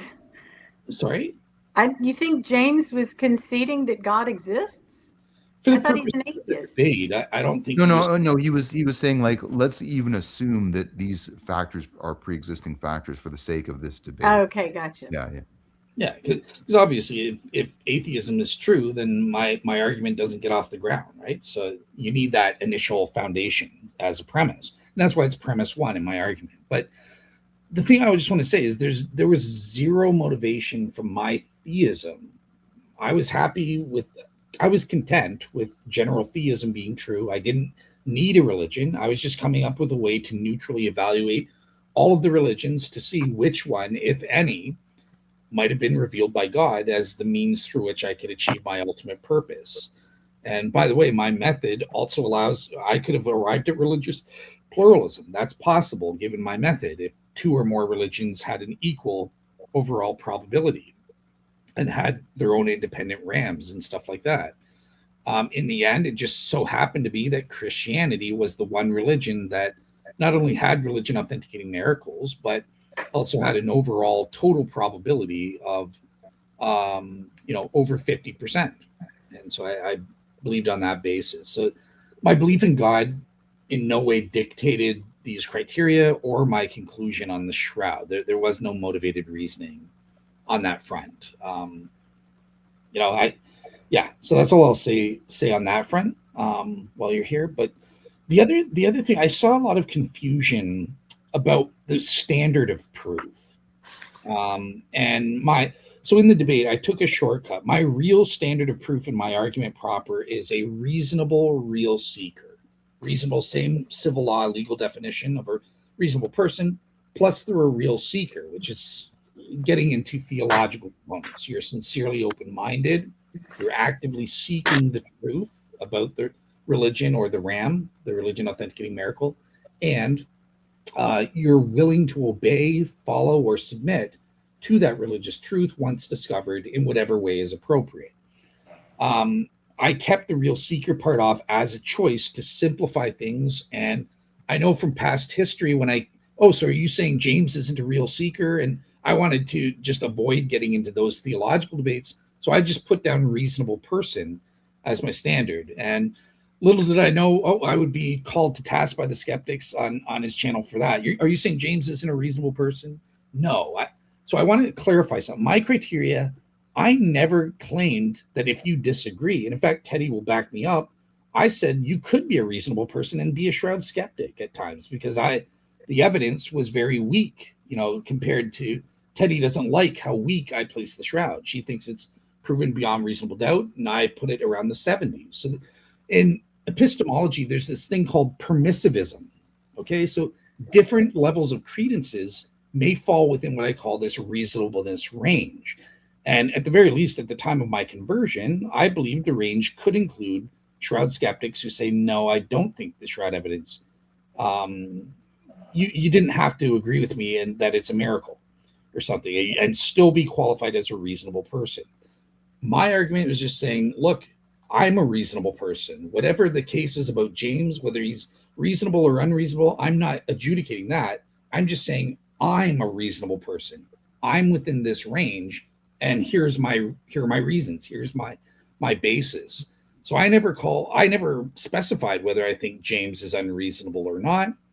And in fact, James was the only one who called me unreasonable, and not I wasn't offended by that at all because that's what he's supposed to say. Well, but Dale, this goes back to what the standard that we should emulate, which is from the academic sector, right? And that standard is not to just say you are biased, therefore you are wrong. It's to say you are biased, and this is how your methodology instantiates the bias. So just saying that somebody is motivated to make an argument to me is not a disproof of the argument, right? I could right. I could be a if I'm a burglar and I say it's better for the economy if people are stealing from each other's houses, you could say, well, you're a burglar, so of course you would say that, and that is a true statement, but that doesn't disprove the argument, right? You still have to say your analysis instantiates the pre-existing bias that you have. And the reason why I like that perspective is that way it's not about like you're biased. No, I'm not. And it doesn't become about you having to testify about what your internal mind state is or what the other person has to accept about your internal mind state. But I like that standard. If I'm biased, explain how that bias is apparent in the methodology. Right. Yeah, I think that's great. And I think I exposed that because, look, in terms of the shroud, I was biased against it. I just, oh, that's just a Catholic relic. That's not for me. I didn't take it seriously at all, kind of thing, right? So I was not predisposed to wanting that to be a miracle. If you wanted motivated reasoning on my part, I definitely had that with respect to the argument from fulfilled biblical prophecy, specifically the oracles to the nations, was extremely important to me. I lost my Christian faith because of that issue, the prophecy of Tyre, for example. So I was extremely motivated to use my criteria to say, well, look, it fulfills these criteria, and we can have proof of a miracle. Forget the shroud. I believe in Christianity because of fulfill an argument from fulfilled prophecies about nations. But yet, even though I was motivated, somehow I was able to overcome those biases and evaluate it neutrally. And I concluded it doesn't fulfill my RAM identifying criteria. And I don't use that as an argument for Christianity. So my biases, clearly I was able to mitigate against any biases I had and evaluate the truth because I came to the opposite of what my desires were. I wanted the prophecy argument to work. It didn't. I didn't care. I'll say this, I didn't care about whether the shroud worked or not, and it turned out it worked. So yeah, there is no motivated reasoning in any way that's relevant, that's provable that it affected me or something like that. Yeah. Teddy, anything you want to? I'm waiting for us to get to the contamination stuff. Okay, let's get into the dating. I probably only have about, let me say, 10 or 15. We've been going for about almost 3 hours. I probably only have about 10 minutes left. So, all right. So, yeah, Teddy, are you able to? Yeah, I could just spew out some juicy tidbits. Give your take on things like, yeah, the carbon-14 dating. Let's address that because the skeptics in the audience are going to want to hear about this. So, yeah. So the most important thing is, lawyers, we talk about admissions against interest. I mean, that's just, when you get that from someone from your opposition, there's just nothing better than that because, nobody wants to admit things that's against their interest. So Beta Analytics, now they've had a name change and now they're known as Beta Labs. They, on their website, people can go check it. They specify that with textile evidence, it needs to be done as part of a multidisciplinary process. What does that mean? That means, read between the lines. That means that they are telling people do not rely strictly on radiocarbon dating when you're dealing, especially with the textile, but even with other things too, but particularly with textile evidence. So they're letting you know that something about textile evidence is more complicated than other types of radiocarbon dating, other types of evidence, because they're saying with textile evidence, it needs to be done as part of a multidisciplinary process. What's between the lines in that statement is that we're kind of not so confident about the results. And so if the results of the radiocarbon dating of the textile are inconsistent with other evidence and the C14 results are an outlier, which is what's the case with the Shroud of Turin, then you go with where the other, or at least that should push you heavily, unless you have some other compelling reason why you shouldn't. You should go with where the bulk of the evidence points you in the direction of. But so they also talk about how the dating of textiles and other things depends on the degree of contamination and how well the cleaning procedures get rid of the contamination. Now, first of all, it's interesting to note, I was doing a little bit of looking last night, and because I started wondering more about this question of contamination, because I've always thought about, the contamination, that's the key with all of this. Now, was it an invisible reweave? Is it stuff that's from the fire? Other things? Who knows? Who knows what all has gotten on to, as Dr. John Heller said, that it's the shroud's got the dust of ages on it. We know that the area that the radiocarbon dating, the sample was taken for the radiocarbon dating. Adler said when they did FTIR, Fourier transfer infrared, spectroscopy? What's the R in FTIR? Resonance? Yeah, Fourier transform infrared spectroscopy. That doesn't really amount to FTIR, but that's what it is. So an interesting little tidbits that I found last night, because I was wondering regarding the cleaning procedure. I started wondering, well, how good is this cleaning procedure? And I found out that there is no, okay, so let me read off some stuff, some direct quotes from Beta Lab's website regarding contamination. The degree, quote, the degree of contamination affects the magnitude of the inaccuracy in the carbon-14 results. Modern contamination can make the sample significantly younger than its true age. Now, from the University of Chicago News on their website, here, listen to this. This is good stuff.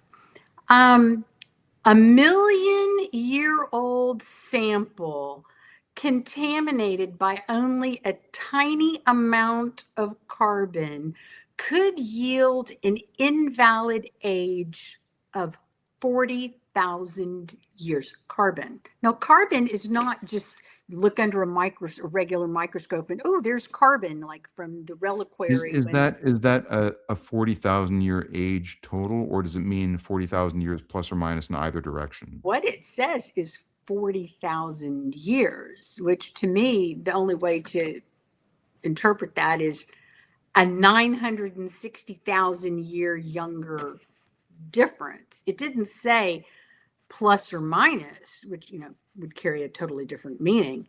It said invalid age of 40,000 years from a tiny amount of carbon. This is the University of Chicago News. And of course, isn't that was where wasn't Walter Libby from the University of Chicago that created the radiocarbon dating? I believe so. Willard Libby. Willard Libby. And so I thought that was extremely interesting. So, hey, people go research that, find out more, but that's a direct quote. Beta Labs, on their website, now get this, there is no standard method of pretreatment applicable to all samples for radiocarbon dating. The pretreatment method employed depends on the type of sample and the possible contaminants.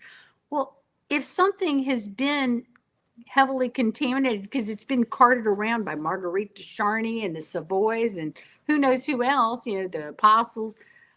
Well, who knows what all is on the shroud? How do we know all the possible contaminants? But then it gets even more interesting. I found out, I started wondering, I wonder if all three labs, if Oxford, Arizona, and Zurich, if they all use the same pre-treatment protocols prior to the radiocarbon dating done. Turns out they didn't. So hold on. The three labs used different cleaning protocols. Zurich used the ABA/AAA, which is basically acid-base acid treatment cleaning protocol. Arizona used two subsamples, used the AAA acid-basic acid protocol, and two rinsed the samples with hydrochloric acid and commercial detergents and some other stuff. And Oxford used petroleum ether. And then I was reading in Paulo de Lazaro's paper that he wrote with several people. We can link to this paper, this great paper by Paulo and the co-authors. Get this, a direct quote from Paulo's paper. The director of the Rochester laboratory, one of the 4 not selected, because remember, originally, wasn't there supposed to be 7 labs, and then it got reduced to 3. He wrote a 7-point letter to Nature criticizing the new protocol that was decided for the radiocarbon dating. That's in brackets. That's my addition. So, but in it, he said, so point 1 of the 7 points reads, quote, the involvement of 7 laboratories has been reduced to 3. Okay, there we go.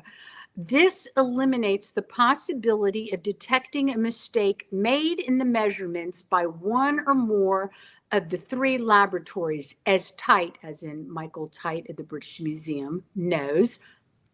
Back to the quote. So, as quote, as Tite knows, such mistakes are not unusual. That's quite interesting. Now, what was the other stuff? Oh, get this. This is, here's great nail in the coffin. When this is a quote from Paulo's paper. When foreign substances, because that was one of the things I was curious about. So I was thinking to myself, okay, let's say we got contaminants, then we got the pretreatment protocols, the cleaning. How do we know that everything's really removed? So here's the answer. Quote, when foreign substances infiltrate the textile, forming chemically stable bonds with the cellulose, not all cleaning procedures are able to remove them by selectively breaking their bonds. So that gave me my answer, which was I was delighted to see, which shows that sometimes things are going to happen with contaminants where these, assuming they do the perfect removal procedure for a type of contaminant, it might not come unstuck because of certain types of bonds. Teddi, Teddi, can I just interrupt? I'll let you continue, but for right now, Tavo is saying he has to go, so he just wants to say like sort of a final okay, word. Sure. Yeah, I gotta run because I'm being so annihilated in this debate that that I have This to is a leave. debate? No, I'm just kidding. No, I just Tavo rules on my channel. If anyone like comes up and they like disconnect or they leave earlier, they have to go. I'm like, okay, but that means that I won.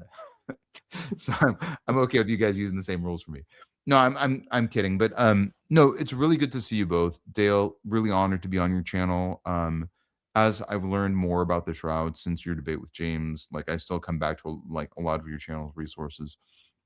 I really think that your debate with James is really going to be a real inflection point in the discourse over this. So I'm super pleased to be able to moderate it. And Dale, lovely to be on your channel anytime. It's just, if anyone's watching from my channel, because I sent them here from their posts, please subscribe to the channel. Please click the like button on Dale's videos and check out a lot of his content because it's really some of the most exhaustive, most comprehensive, most complete content on the Shroud and also on many other topics. Teddi, we haven't talked before, but this was a really lovely introduction. We've exchanged a lot of comments. I've sent you an email too, but let me know if you want to nudge on that email or anything. Sure. Like, I'd love to have more conversations with you. Oh, and the I stuff that you were just enjoy sharing, like, feel free to like keep sharing it because I'm gonna definitely go back and rewatch the end of the video. To everyone in the comments section, really great questions. You've had a really great conversation with all of you. I'd love to keep the conversation going with any of you. Feel free to hop over to my channel anytime. Please watch this video to completeness, and also please support Dale's channel. Subscribe if you haven't already. I also go live every Monday, 5 p.m. Pacific Standard Time. So if anyone wants to come up and ask me any questions, you're welcome to do that. I'm happy to talk about anything. And it's been really nice to be here. Sorry that I got to run, but this has been a really lovely conversation. Well, it's been a pleasure, Tavo. Your pleasure's all mine. I really mean it. Thank you. Wonderful. Yeah, Uh, I hope it's always a I pleasure look having you. forward, look Thank you forward so to much, having more Tavo. chats with you.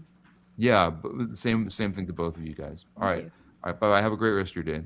All Bye. right, take care. And so Teddy, I'll let you finish off. I'll say something quick about the carbon dating after you finish up. But Okay. for the audience, if you have questions for me or Teddy, just you put it in the live chat with the queue, or if you guys want, it's up to you guys. I can put in a link, and you guys can join the stage and tackle me and Teddy in the show for the next half an hour or so. Because I know Teddy doesn't mind going a little bit extra. So yeah, just let me know if you guys want me to do that, and I'll post the link so you guys can join to ask me or Teddy questions. But for right now, Teddy, yeah, just kind of finish off what you're saying about the carbon dating, and I'll say a quick note about it before we go to audience Q&A. And I'm almost done. The other thing I wanted to bring up was Paulo's paper discusses something that Adri Vanderhoven's paper had discussed about. Wait, did she discuss preservatives? No, she was discussing yellow matter dye. But when I remember after reading Adri Vanderhoven's paper, I was curious whether she was talking about preservatives and how that can skew the radiocarbon date. And then I started wondering because Ray Rogers had discovered on the radiocarbon samples, some of the samples that he had from it, yellow matter dye. And I was curious whether yellow matter dye could operate as a preservative. And I Googled it. This was years ago, like probably 4.5 years ago, or maybe 5. And I found out that sure enough, yellow matter dye can operate as a preservative. Beta Labs, they talk about how if a sample has been subjected to preservatives, that can skew the radiocarbon date. And obviously that would skew it, making it appear younger because it's a preservative. The other thing that, and did I say yellow matter dye? I found out that it can operate as a preservative. So that's an interesting factor too. One other thing, so we talk about contamination. There's the question that people say, oh, if there was, in order for the contamination to throw off the date from the medieval time to a first century date, it would, don't they say, Dale, it'd be like 2/3 of the weight of the cloth. Well, that depends on what kind of a contaminant you're talking about. And I think that the type of contaminant that people who are making that claim are talking about is like if it's a bioplastic film or bioplastic coating, not if it's something like carbon from pyrolytic stuff from when the shroud was in the reliquary during the fire, and then the reliquary is breached, and then water and smoke and all of that. I don't think that's going to add that kind of weight, like 2/3, like what they claim is needed. So I think that that's a bad argument. Another thing is that did I say, I don't think I got this, when I was talking about the FTIR, the spectroscopic results, they found that there is a difference in the results from the FTIR results from 3 thread samples from the radiocarbon dating samples. When they checked the spectroscopy on that versus non-image samples from the shroud, they found different spectra. And Adler commented that the spectra that was found on the radiocarbon dating area, which was not an image area, obviously, but he said that that was consistent with the spectra in the water stain margins and also in the scorches. So that, and it's also near water stain and a scorch, so which kind of makes sense. But so that was so not a representative sample for the whole shroud. And I think that's, and didn't Harry Gov say some great quote? Yeah, so Harry Gov, he was the inventor of AMS carbon-14 dating, and he objected to them only dating a single sample. And he, as a godless atheist, he was the Richard Dawkins of his day. He hated Christians. He hated pro-shroud people, especially. And it was his mission, his agenda, his bias to disprove the shroud through the carbon-14 dating. And this is all documented in his own letters and his own book. But even he is quoted in one of his letters when he found out the church made the stupid decision, admittedly, to date only one sample instead of 3 different sample locations. Harry Gov said, "This is ridiculous. This will not generate a reliable date, and it will raise controversy among scientists in the scientific community." And he was totally against it. So that's his quote, is that he said only a fool would believe the shroud is actually medieval on the basis of carbon-14 dating one single sample location on the shroud. And take that with all of the information that I just presented. And then there's the question, you know, James Fodor is talking about people who were motivated. Well, I'd like to know, you know, because that cuts both ways. With the people that did the radiocarbon dating, were they all atheists? And we know that they were communicating.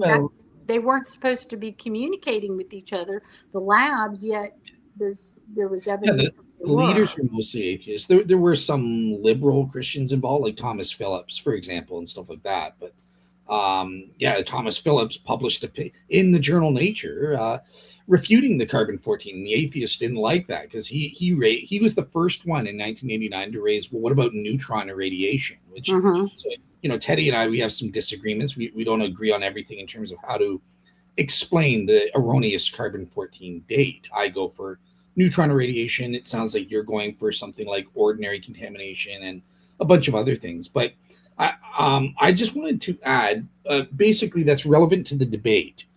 I cited just one study, so I'm just going to share my screen here for you guys. And if I could just say one thing, I think it, I mean, I'm not disputing that Bob's hypothesis could work. I mean, it could. But, you know, lawyers, we love to argue in the alternative. So, you know, if that doesn't work, then here's the other possibility. The point is to neutralize the whole concern about the radiocarbon dating as being some big deal. Because if you realize that that it's so unreliable, then you just remove it from the equation and you look at the other evidence. And again, for the radiocarbon dating, as it's been interpreted to say, oh, well, this was made during medieval times, which is not Bob's interpretation.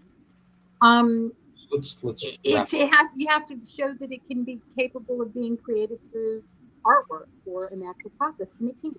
You know, the evidence doesn't support that at all. Okay. So are you seeing my screen, Teddy? Yes, I am.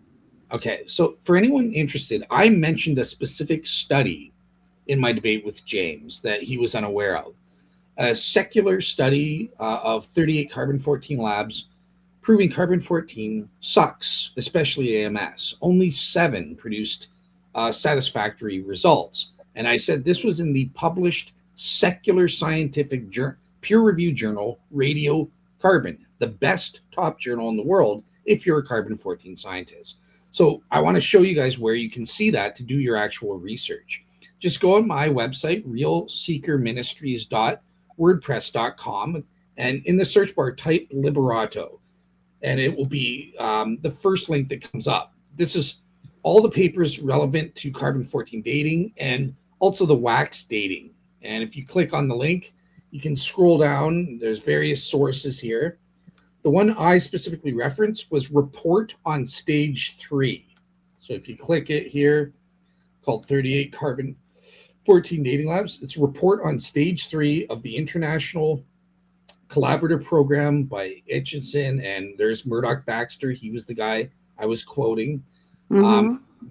That proves, that the carbon-14 dating at the time, especially AMS carbon-14 dating, which was a new novel Yes. technique, only 10 years old, not as good as you skeptics think it is. It failed.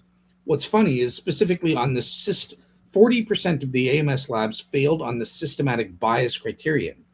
What's the proven problem now as of 2017 in 6 peer-reviewed journals with the carbon-14 dating? It's because there's a systematic bias, a 98.6% probability of a systematic bias affecting the carbon-14 results. And therefore, okay, we can ask the questions, what is that systematic bias? But it's just funny that that's the criterion they happen to fail. And that was proven to be the problem way back in 1989 during this peer-reviewed study. Mm-hmm. So yeah, go check it out, read it for yourself. Don't believe me or my characterization of it. I have all the peer-reviewed papers, including stage 1 and 2 of that same study, although that's not relevant to the quote I gave, as well as other papers like the Trondheim report, an intercomparison study. So yeah, check out my sources is all I'm saying. And I'll provide the link in the chat for that blog. But yeah, other than that, let's go to audience questions. So I didn't see a heck of a lot. I don't think anybody wants to join. So perfect. That keeps things easy. Right, more. Oh, these skeptics. Okay, so our good buddy Femto Mully says proportions in medieval art were often weird, especially in that time and area. It's certainly a better option. So I think I'll answer this first. Yeah, that's true. But guess what? It's not only medieval art, it's also Dark Age art, going back centuries before the medieval period. Long fingers aren't special. Go back to the 6th century and even earlier, that you'll see long fingers. This even earlier than that. So these features aren't unique to the medieval period, and therefore the argument utterly fails. You can date it pretty much to any century, from early Dark Ages all the way to the medieval period up until the Renaissance, when people started actually learning how to paint good good art and stuff like that with the Renaissance. But yeah, Teddy, what's your take on this? Medieval art depicts people weirdly, right? Well, bad artists also depict people weird because they're not capable of doing a good job depicting it. No, you get some people like Picasso, who was certainly capable of doing proper drafts of the human body, and then chose to skew things, for certain effect. But, if you're not a particularly good artist, and I mean, and I'm a, an amateur artist myself. And, it takes effort getting things in proportion. And there have been times when I've, been drawing something, especially when I was younger, and, maybe something wasn't quite the right proportion. Maybe the ear was a little too high and it wasn't like when you're doing proportions and stuff like that, usually the ear should be like right around where the nose is. And that's kind of like one of the little tips. But I remember drawing something where the ear was too high. Yeah. But so look, I mean, my goodness, look at the some of the copies. People go look at Luigi Fossati, Fossati, his paper on the copies of the Shroud, and you will see these horrible attempts by artists who were looking at the Shroud, and their copies of the Shroud are just horrible. They're just so not good, and that's due to the quality or the capability and the talent of the artist, or lack thereof. All right. Okay. So this one's kind of a 2-for-1, but I actually think it's an intelligent question here. So, like, Sir Equinox is saying, well, we need to research why people fall for hoaxes, and then Femto kind of makes it relevant to the debate. That's why a criteria for a hoax is so important. So, one of James's critiques in the debate of me is that, well, my criteria, they don't provide for negative evidence and stuff like that. or they don't provide for a way to compare, artistic mechanisms versus others, versus the miracle explanation to say which one is better. And I'll just answer that briefly. Actually, I do, because as part of my criteria, and it's in my shroud book and stuff like that. Like I use the abductive criteria for an inference to the best explanation. And in fact, in the debate, I used those three of those criteria. I actually use more than James. I have four plus a fifth one, the criterion of illumination, and less ad hoc or simplicity. I also add. But James, in our debate, he just uses plausibility, explanatory scope, explanatory power. And I showed, look, the miracle one is explanation is better. It has full explanatory scope. It can explain all the features, whereas James's can't. It fails on several of the minimal relevant features. It can't explain them. It also lacks explanatory power, right? Explanatory power. There has to be the least amount of vagueness or effort or ambiguity in making it the quality, a quality explanation. Well, God did it, explains it perfectly. That God has, he's a mechanism that can create everything to the specific degrees they are. And you can ask further questions about why did he make it that way and all that. That's irrelevant to the does he have explanatory power as a causal explanation or explanatory hypothesis? Yes, full points. James's doesn't, because even though he can explain things like three dimensionality, he can't explain, or vertical collimation, he can't explain to the same qualitative degree as we see on the shroud, and therefore it lacks explanatory power relative to the miraculous explanation. Finally, I included plausibility. That this Garla-Shelley technique is totally historically implausible. There's not a historian in the world that would agree this technique even existed. All that the skeptics are doing is they're saying, well, look, they had these sort of powdered pigments, and they maybe could have created sort of an acidic compound, and they had bas reliefs, didn't they? So you're just cobbling together things to say, well, maybe they could have done this. But what art history shows is this technique didn't exist until the earliest, the 17th century. So that's totally implausible. Not only that, Garla-Shelley's method is implausible because it's not a single method that a medieval artist could have used. It's two contradictory methods being fused together, and the way he reports it is pseudoscience. He doesn't report, okay, I got this result from this experiment, this result from this experiment. He doesn't clarify that clearly in the paper that he does. So you really have no idea, okay, which experiment and which technique produces which results. It's not clear. That's not proper science, I'm sorry to say.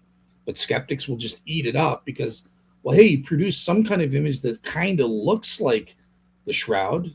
To my eyes, that's close enough. Close enough is not good enough. Sorry. But yeah, go ahead, Teddy. So, with what Garla-Shelley did, again, I feel like a broken record here, but why would somebody do that? Why would somebody create a ridiculously complex method that doesn't even work? So that's not even a possibility because it doesn't work. It leaves contaminants that are visible. The cobalt pigment that he put in the acid was visible under microscopic examination. And like Hugh, when he did his with yellow ochre, putting it in malt vinegar, and Hugh was working with a tiny little sample, and he was with a toothbrush scrubbing that thing, trying to get rid of all the pigment. And then when Julio examined the tiny sample, Julio found it chock full of pigment on the microscopic level. So if you can't do that on a tiny little sample, how are you going to do that on two full-size body images on linen? That's a laundering miracle. Somebody can get rid of all of the contaminants. And let's not forget, Stirp, they had their fancy microscopes that they had on some sort of a thing where it was movable, where they were able to examine not just slides with sticky tapes that Rogers collected, But they also, when they were in Turin in 78, they were looking at the whole shroud under the microscope. There are pictures of them. Look on shroud.com. You can see pictures of them. And there's the looking through the microscope, where the microscope is hanging like this. And they're looking, who was it? Mark Evans. I think there's a famous picture of him. And you can see here's the shroud where they put it on that special table. So the shroud is upright. Vertical, and they're scanning through this whole thing. They're not seeing pigment on a microscopic level. So, that's nonsensical for somebody to think that somebody's going to go through, even if it is possible, through this ridiculous mechanism, complex thing to accomplish this. Why would somebody do that when all they needed to do is get some pigment, iron oxide, go out in the ground and get some?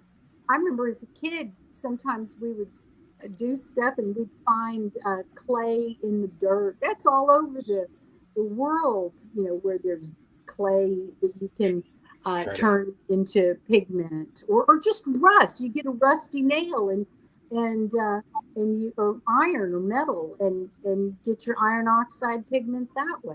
So it's not like it was hard to even get. That's the most common pigment, red ochre or yellow ochre. So why would somebody go through that effort when a simple mechanism that everybody knows about and that would work and have the same visual effect? Why would somebody? I mean, that's when Occam's razor and the rule of parsimony, parsimony, Simplicity. It's absurd. Yeah, it's absurd. All right. So we've got 4 questions again. So let's try to be as concise because I just want to make sure I fit everyone in. But okay, so here's a question from Fran Sustic 988.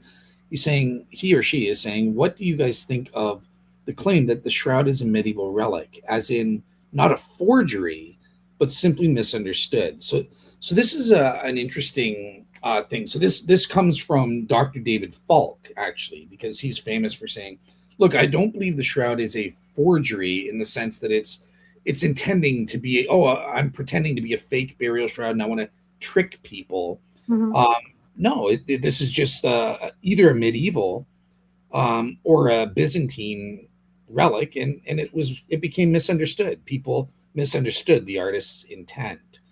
So yeah, in terms of that, I think, either one is just equally plausible on the face of it. I mean, there were known forgeries. The problem is, what evidence do you have for for this motive on the part of the artist? It's pure speculation. You're just making up that some artist did this. And this kind of goes hand in hand with Femto, who's saying, this is what art is all about. It's about trying new stuff and trying to be unique.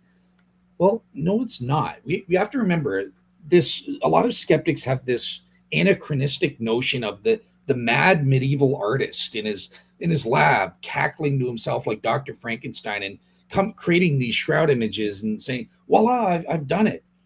That is totally anachronistic to the medieval period. If you know anything about medieval history, artists were craftsmen. They weren't artists like today, hippies creating stuff in their labs by themselves or in their art rooms. No, these were professional craftsmen that were hired and commissioned by rich people like churches, kings, stuff like that, to make something specific. So a king would say, I've seen this statue. I want this statue. I want you to make me a statue of David. I want you to make this painting on the ceiling. They were given orders as to what they were supposed to make. And they would have an entire team of apprentices and employees. It would just be impossible to come up with this unique method and it to be lost to history. No, the apprentices would have to be there working. The rules basically, if you know anything of art history, it's not what the skeptics deem of some guy, artist alone in his laboratory. And, I've just happened to cook up this miracle thing and this amazing images that nobody can explain. Nobody's thought of this technique. And then it just becomes lost to history. That's not the way it worked back then if you were an artist. Over to you, Teddy. I thought I was supposed to be the long-winded one. My apologies. Okay, I'll be shorter. I'm just teasing. You're always saying, oh, I'm always like, well, anyway. I'm just teasing. But anyway, my answer is that, what kind of relic? A man-made relic or a miraculous relic? If it's a man-made relic, well, then you go back to square one of the problem that I keep posing to the skeptics is how is it made? And then why did somebody even make it in this weird way in a simple watercolor? A dilute watercolor painting would have sufficed, or a simple dilute powder resin would have sufficed in terms of to approximate the appearance to the casual observer. So I think that that's not really a viable possibility because there's no evidence that an artistic or a natural process can give you what we have with body images on the Shroud of Turin. Awesome. All right. We have a comment from I can't. Okay, I can't access it, but anyways, I'll move on. So another question from our good buddy Femto. Unfortunately, to use God as an explanation, you need to have a way to produce predictions from that hypothesis. So I just want to say this is not true. So he's thinking of, in order to have a scientific hypothesis, well, it's part of the methodology of the scientific method. You need to produce predictions, right? This is the I forget. There's a specific name for this. Again, it's in the philosophy of science. This isn't necessarily true. There are different scientific methods depending and stuff like that. But this is what you learn in grade 7 science class. Right. He's correct. Yeah, you want to produce predictions. Why? Because this is following the logic of modus tollens, right? You make a, if my theory is true, we predict it will cause this effect. We falsified this effect. Therefore, my hypothesis is false, or probably false, or whatever, right? That's the logic of it. If you think about it, the miracle hypothesis, the shroud, in a way, we're saying the hypothesis the images have certain effects, right? And the Garla-Shelley hypothesis fails to fulfill that. It's been falsified because the shroud images contradict what that hypothesis predicts we would see. We would see non-superficial things. The images would be 40 or more fibers thick. We don't see that. We see only 2 to 4 fibers of shroud. Therefore, that falsifies Garla-Shelley. If Garla-Shelley's hypothesis were the explanation of the shroud, and I'll shut up after this, it would cause properly three-dimensional images as we see with the shroud. Guess what we see in reality? We don't see three-dimensional images consistent with the shroud. Therefore, that falsifies Garla-Shelley's hypothesis. But outside of this, in terms of does an explanatory hypothesis have to create predictions? No, not necessarily. That's just a feature of scientific hypotheses and stuff like that. But an explanation doesn't have to produce any predictions. I think it's better to produce them because that's a way of testing your hypothesis, but that's not necessary to provide a sufficient explanation. And there are different types of sufficient explanations. So I would just deny this. We don't have to produce predictions in order for it to be a valid explanatory hypothesis. Over to you, Teddy. All right. Well, so I agree with everything you said, Dale. But I want to add to it. We don't have to. God can do whatever He wants to do. But I'm going to take you up on your challenge and give you an answer. Try this one on yourselves. Okay, we're doing the miracle hypothesis. Mm-hmm. The prediction is you produce a miracle.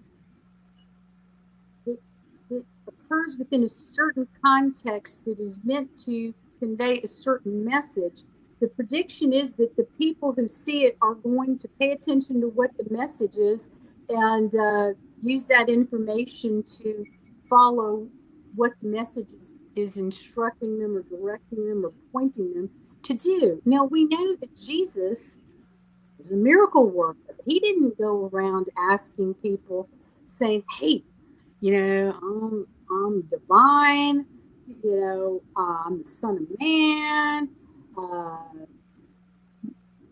all of the things that Jesus said that were indicators of his divinity. He didn't just say, hey, trust me. I mean, people, who would have trusted that? And what Jew, under penalty of being stoned to death, would have just decided to engage in blasphemy, to declare Jesus Lord and divine, unless they had compelling evidence that he was. So Jesus didn't just say, hey, trust me. Just trust me. No, Jesus worked miracles, and then he gave some of his apostles the power to perform miracles in his name. And then Jesus gave the falsifiable claim that he was going to be scourged, killed, mocked, and rise again on the third day. And he didn't just say, trust me on this. He gave us witnesses who tell us information from the Gospels, but we don't have to take their word for it. We really don't, because we the shroud. And the message of the shroud is that Jesus was telling the truth about himself, that he's divine. And this was yet the ultimate miracle pointing to Jesus's divinity. And again, in God's foreknowledge and omniscience, he knew that people were saying, oh, Jesus didn't die on the cross, he swooned, he fainted, whatever. No, that's why we see rigor mortis, to show he was dead. And then what shows the life is the evidence of the resurrection as the explanation for how the image got on there. Because we do know that energy, when you look at how cellulose ages in yellows, first of all, the color of cellulosic yellowing is, guess what? Straw yellow, which is the precise color of what we have for the body images in the shroud.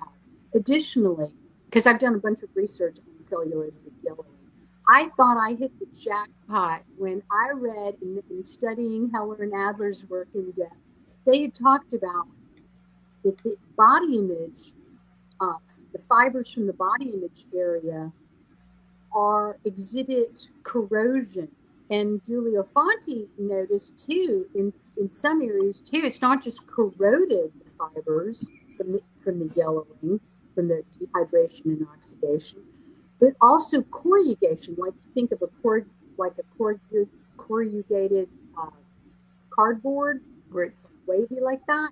He was seeing that, and he's shown me images that he's taken from shroud fibers that show this corrugation. And when I was reading about cellulosic yellowing, I saw where they gave a description. They said that in the yellowed parts, the fibers of the cellulose are corroded. They used the exact same adjective, and I was like, "Wow, this is phenomenal!" And so anyway, I forgot what was I saying. I forgot what my point was. I went off on too much of a tangent. What was I saying, Dale? I forgot. No, I think you kind of answered the cellulosic yellowing, but yeah, I think just sort of we've got to wrap up. About the miracle and all that. But yeah, my point. Oh, that's what it was. But so my point is the resurrection caused accelerated aging with the body image, and we know, because when I was researching cellulosic yellowing, a lot of times when they do experiments, they do accelerated aging, And then that's precisely what formed the body. It's accelerated aging through the resurrection energy. Because you got to have energy to bring a corpse back to life. I mean, people think, oh, that's woo. No, that ain't woo. That's a dead body. If it's going to come back to life, it needs energy. So. Okay. All right. So we finally made it to it's almost 5 o'clock of mine. So we're at the last question. Just before we get to that, though, we have a compliment from All in One Space saying, "God, she's pretty as hell." Thank you so much. I know I'm pretty. I'm pretty, but you're just not my type. But thank you. I appreciate it. Oh, that wasn't. Matt, you're very sweet. Thank you very much. You saying that wasn't for me? Oh, okay. I hate you. Anyways, but our last question, and it's kind of a joke one, but we'll end off with a joke to get people having a good time. But what's so Zhang Fuchang 9238 says, question, what's the difference between a secondhand car salesman and a religious apologist? Religious apologists are brilliant and always right, and only a fool would ever disagree with them. There you go. So long as you're Christian. What's your answer, Teddy? Yeah, well,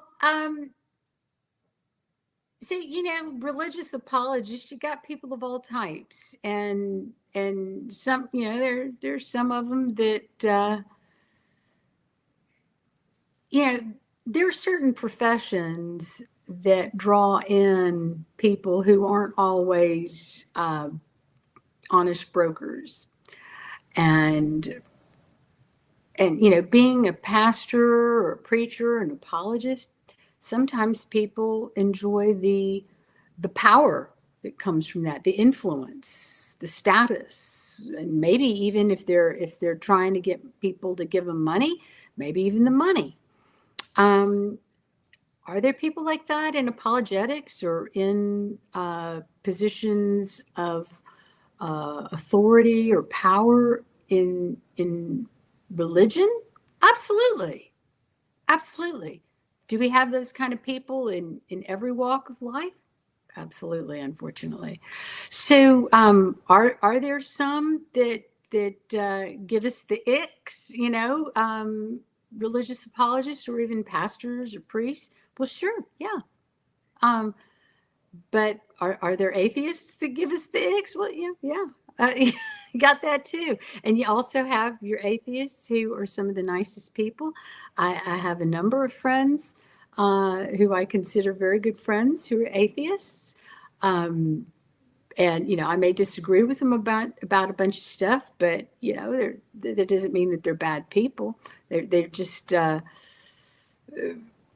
horribly mistaken. And I honestly with my atheist friends, I don't think they're mistaken. I just think they're anti-theists. They've got a problem with God. They think that they know better than God, and they consider God, according to their morals, they consider God a moral monster.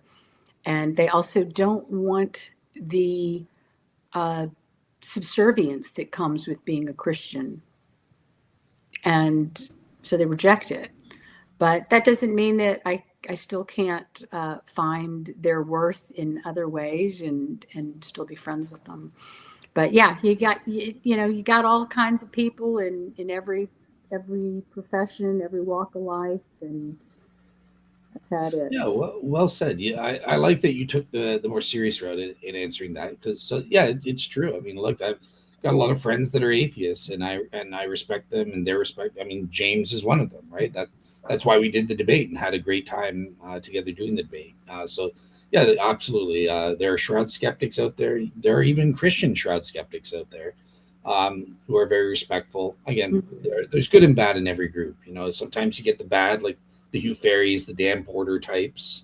Other times you get good ones, right? Like James and stuff like that. So yeah. And I'd like to speak one more thing, Dale. I'd like to say, and there's a big psychological problem when you have people who used to be Christian, and then they finally, because they have doubts, and a lot of times they have doubts because they didn't have the shroud to give them that confidence beyond a reasonable doubt. They started seeing, most of them, it's because of inconsistencies in the Gospels that they feel, oh, this isn't reconciled very well.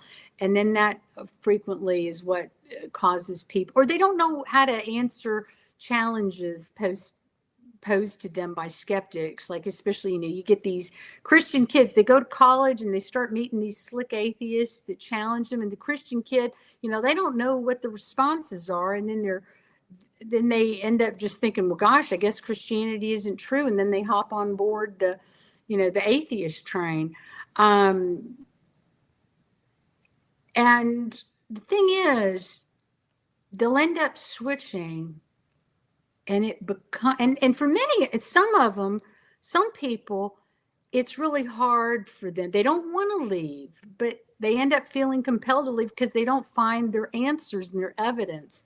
And again, that's the beauty of the Shroud evidence. But once they end up jumping ship, to get them to come back, usually that just doesn't happen. It's possible, but those are the black swans. I mean, because then they get embarrassed that it's like, okay, to show that I was wrong about my initial belief of Christianity, sometimes people will suck it up and say in their thought mind, okay, yeah, I was wrong, so now I'm an atheist. But to suck it up a second time and say, man, I was wrong about the atheism, my initial belief is right, most of the time they don't want to do that. And the other thing is too, is once they feel the freedom of atheism, it's like, I can do whatever I want. I don't have to bend the knee to God. Once they exhibit that freedom, it's like having a rabbit and just, that was in a cage. Because, there are constructs and there are rules to Christianity that we're supposed to try to live by. So, is that a cage? I don't know, but I guess you could call it that. We gotta limit what we can do. If you want to call it a cage, call it a cage. But once people start running out of that cage and just, freedom, run wherever they want, do whatever they want. No sin is ever a sin anymore. Boy, that's hard to come back from. Gotcha. Back in the cage, and also it's just, I think for many of them, it's humiliating to have to admit that they were wrong a second time. So there's a lot of psychology involved in that. Yeah, I noticed that with some of our skeptical challenges. Yeah, it happens all the time. Seekers, that it's almost like, if their pride is now involved. Like, absolutely. And Dale, I'll just say I'm an example. I know. Of that. I was a Christian. I lost my faith. I was literally an agnostic for 6 months, and then from there I became a general theist and was that for like 8 years. Yeah. And then I came back to Christianity after realizing it. So, if you're actually open to the evidence, it can happen. You don't just because you end up leaving the faith doesn't mean you can't come back. But that takes such integrity, intellectual integrity, and many people don't have that. But I'm proud to know that you do. Awesome. All right, cool. So I think that covers everything for today. It was great participation in the live chat from Pro-Shroud and skeptics. So I like seeing sort of the back and forth there. But hopefully there was something in here that was edifying for everybody. And I appreciate everyone being here. Just so you know, I don't know, we haven't set it up yet, but probably next week we're going to be doing a response show because Christian apologist J. Warner Wallace has taken it upon himself to disagree with the Shroud. He doesn't think the evidence for the Shroud is persuasive. So he's been coming out with his reasons as to why he's not persuaded. And Teddi and I have been responding to those reasons. And we're finally coming to the final part 3, which I'm excited for because it's the most substantive. This is where he actually gets into details about the Sudarium or about the wax dating and why he rejects these things. So we can finally kind of sink our teeth into the meat of the debate rather than just kind of the meta discussion and stuff. So Teddi will work out the date, maybe sometime next week. other than that, believe it or not, there's going to be another part 4 of my review of my debate with James. This isn't my thing, but Guy Powell, he has his own Shroud podcast, and he really was impressed with how I did in the debate. So he wants to invite me on to review the debate on his channel, where I'll be a guest. So that'll be the 4th and I promise final review of this debate. I've done 4 shows now on it. So, but yeah, tune into that. That will be August 6th on Guy Powell's Shroud podcast, where we're going to be discussing how I mopped the floor with James there.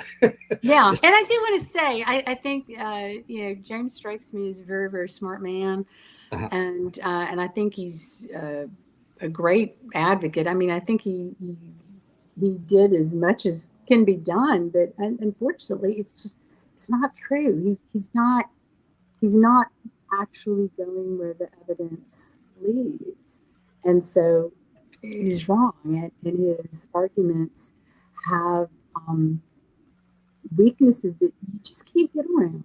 And so, I think he gave it about as good as it's gonna get, but it's not good enough. All right. So, yeah, with that said, good night, good day, everybody, and God bless. Bye-bye. Bye.